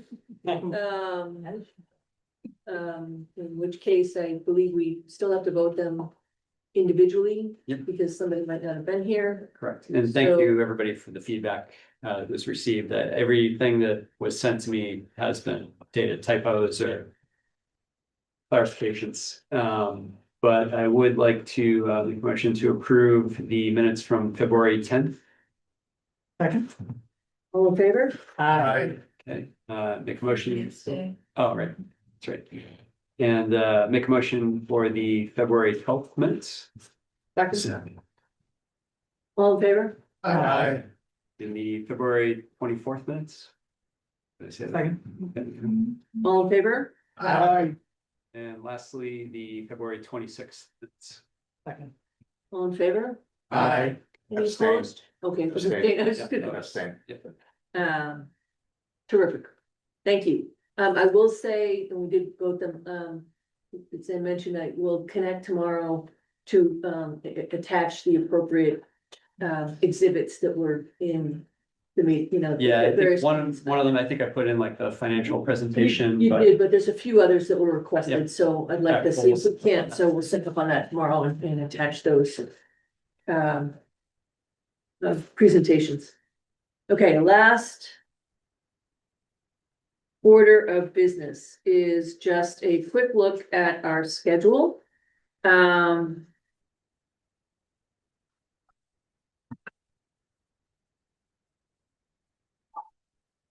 That's it. That is,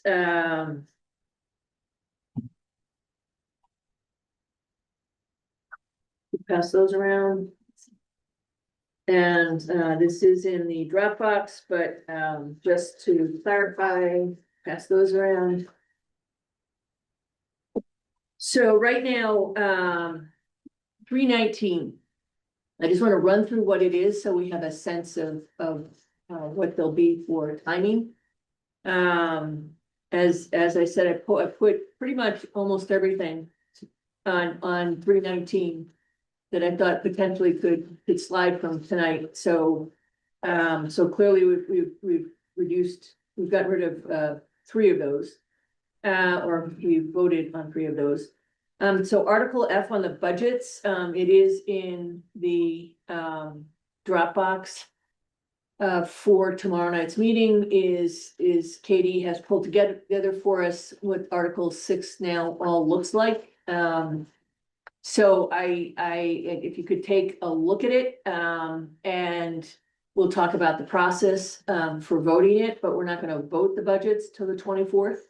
I watched the select board vote, and I think the way they did it made a world of sense, which is basically doing it by general government, public safety, so they did it by the higher level of the grouping of departments. And including the school. I want to remind if anybody has any need to recuse themselves on a particular section. Think about that. So we've got a spouse that is getting paid by the town or so if there's any questions on that, but just to consider that, because that again, you can recuse yourself from just that portion of the budget, but just want to make sure that's applicable. And that, so tomorrow night's budget, I do not anticipate that being a lengthy conversation unless people are looking at what's there and have significant concerns they want to talk about. So we could take a look at that. Basically what I want to avoid happening is we're going to vote it on the 24th. We can't be looking for more information at that point. So tomorrow night's is more about, is there a need for any additional information to be requested before we vote them on the 24th? Transfer to the reserve fund. Again, I indicated we've gotten an answer on both adherence to the reserve fund process for next year and the estimated amount for this year's, but again, I know we're not going to put a number in, but the school did vote to apply the full amount, and it's approximately $400,000 of the reserve fund. So that will be applied to fiscal 26's reserve fund process.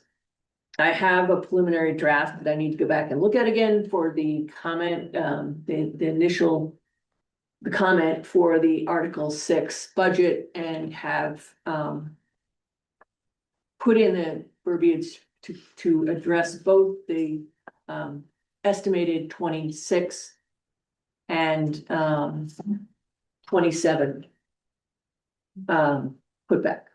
So we'll share that as well, because I know obviously that was a concern about getting that in front of the town. 86 Central will be on transfer for healthcare subsidy. I expect that could take a little bit of time. That's probably the biggest time consuming one. And then the health insurance budget, which I expect will be quite quick. So what I would suggest is, now let's go to the 24th. We'll be voting the budgets. We would be voting the construction, construction for the Center for Active Living, which is also on tomorrow's schedule, should there be any need to discuss it. And you got everything you needed tonight, but I'm putting it on. I think so. The other thing, if we've had a Monday meeting, we were gonna get the comment out in front of the people to give us their feedback and then get a revised version for Monday, but meeting Monday, but that's gonna have to happen on Tuesday. So let's circle back to that in a second. That's what I guess I'm asking about. 86 Central, if we get our answers, we can maybe vote that tomorrow, but I did leave it on the 24th in case there was more to talk about. The 3, sorry. That's just a procedural question. Yes. If you put forward an affirmative motion, the only option that you have as an advisory committee is no, you can't vote no action. Is that correct? Yeah. Yes, that is a true, that is true, yes, I'm Thank you. sorry. That's all I needed. Yep. I had to think about that. That's not an after 10 o'clock, let alone an after 10:30. No, it's okay. I'm glad you asked it. Yeah, exactly. I'm glad you asked it. Gigi is really a presentation on the 24th, and a discussion. Again, we're not gonna have something to vote, on the 24th. That's gonna be voted on the 14th. And in the school budget, really, is part of the budgets above. So I look at that, I don't think that the 24th is insurmountable. I think the one issue is the Center for Active Living. And whether or not, when you get the comment, so what I'm gonna propose to do is, I'm gonna post a meeting for the 23rd. I'm going to put stuff on it that could potentially slip, just like I did for tomorrow night's.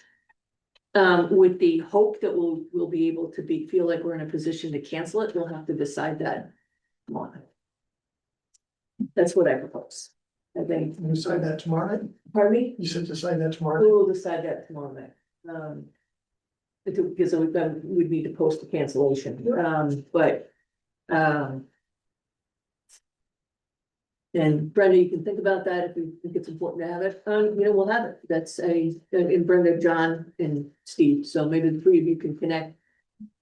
And I appreciate your point about if it's going out on Friday, people have time to look at it and give feedback, but the discussion and vote would then take place on I mean, the what we- I 24th. think- Or we I- could have I a think meeting we on the can commit 20th. To, if people get it Friday, get comments back to us by sometime on Sunday, we can put together a pulled together version available Monday morning. So then you have less than 24 hours exactly to get back to us with anything else that you need changed in the comment. And I would say, People have to be on schedule with us if you want us to be done. And the practical is, when I thought it through, and again, this might be way off, but what I'm thinking is we would be better suited to have a very short meeting, even a Zoom meeting on the 26th. To resolve that. If there's more issues than trying to do it on the 23rd and 24th, but that, I'm open for that. We have the 26th. And in particular, I would like that to be, it could only be the one issue, but just for the sake of submitting the completed articles timely to the people that need to review them. So that John's reviewing them as we go along, which again is, please get anything we voted tonight into your editor's hands quickly. And then we'll have everything submitted, but these few that are left. Yes, Tina, please. Another procedural question. Maybe Mary knows the answer to this. If an article comes forward and it gets, it doesn't get a positive vote, can it not return to town meeting the next year? I know what you're asking too. I don't know the answer. Zoning articles in their exact form, it's 2 years. And then there's like Right? there's like But you can a like- finding by the planning board that can offset You that. can if they like find it. change a phrase and. Yeah. So nowhere. It wouldn't apply to, is that your question? Perfect, Yeah. thank you. All right, that sound like a plan, if anybody, Unless there's a vote to reconsider and it fails, then it can't come back. That would only be That's only at that time. In the meeting. In the meeting. That happened, that doesn't. okay, Brenda, I asked the three of you to connect on that and see, as I say, if you want me to post for the 20. I'm sorry, I'm gonna post for the 23rd and then cancel, and then, by the 24th, we need to decide. Before that meeting even, if we wanna post for the 26th to be safe. Okay? And what is the warrant date? The 26th is the last day. Editor of the H calendar. Yeah. I know where this is coming from. 26 is end of day. End of day on the 26th is the editing. Is there a reason we wouldn't do the 25th? Well, That would help. Thank you, John. You say, no, I'm saying, that's why we're doing this. Yes, we could do the 25th, so we'll put, through the, We should have endeavored to finish on the 24th. I would really hope that we could do it. And I think The 25th. we give very timely feedback. But, with all due respect, this is a complicated article. We all have lots of opinions about it. I think the three of us are doing the best we can to put together a clear description of what we know about the HCAL project, and then a clear summary of what we've heard from proponents and from what we've heard from opponents. So it's a long article. It has to be a long article because so much information has to go into it. So if we could ask for substantive changes rather than single word changes here or there, it would just get us all out of here next week, before midnight on the 20th. How late is the snuggle? How late do you want it open? Yeah, thank you, John. So again, it's just, please be aware, this is where. Yeah, we no, all no, are that's at a this great- point. yeah. This thing has been, an interesting article. But Thank you for all. we will get it to you on Friday. It is 3/4 done. Obviously, we've made a decision tonight that makes another part of it now settlable. So you should see it from us on Friday, right? Thank you all. That's great. Steve isn't here, so I don't know what to do.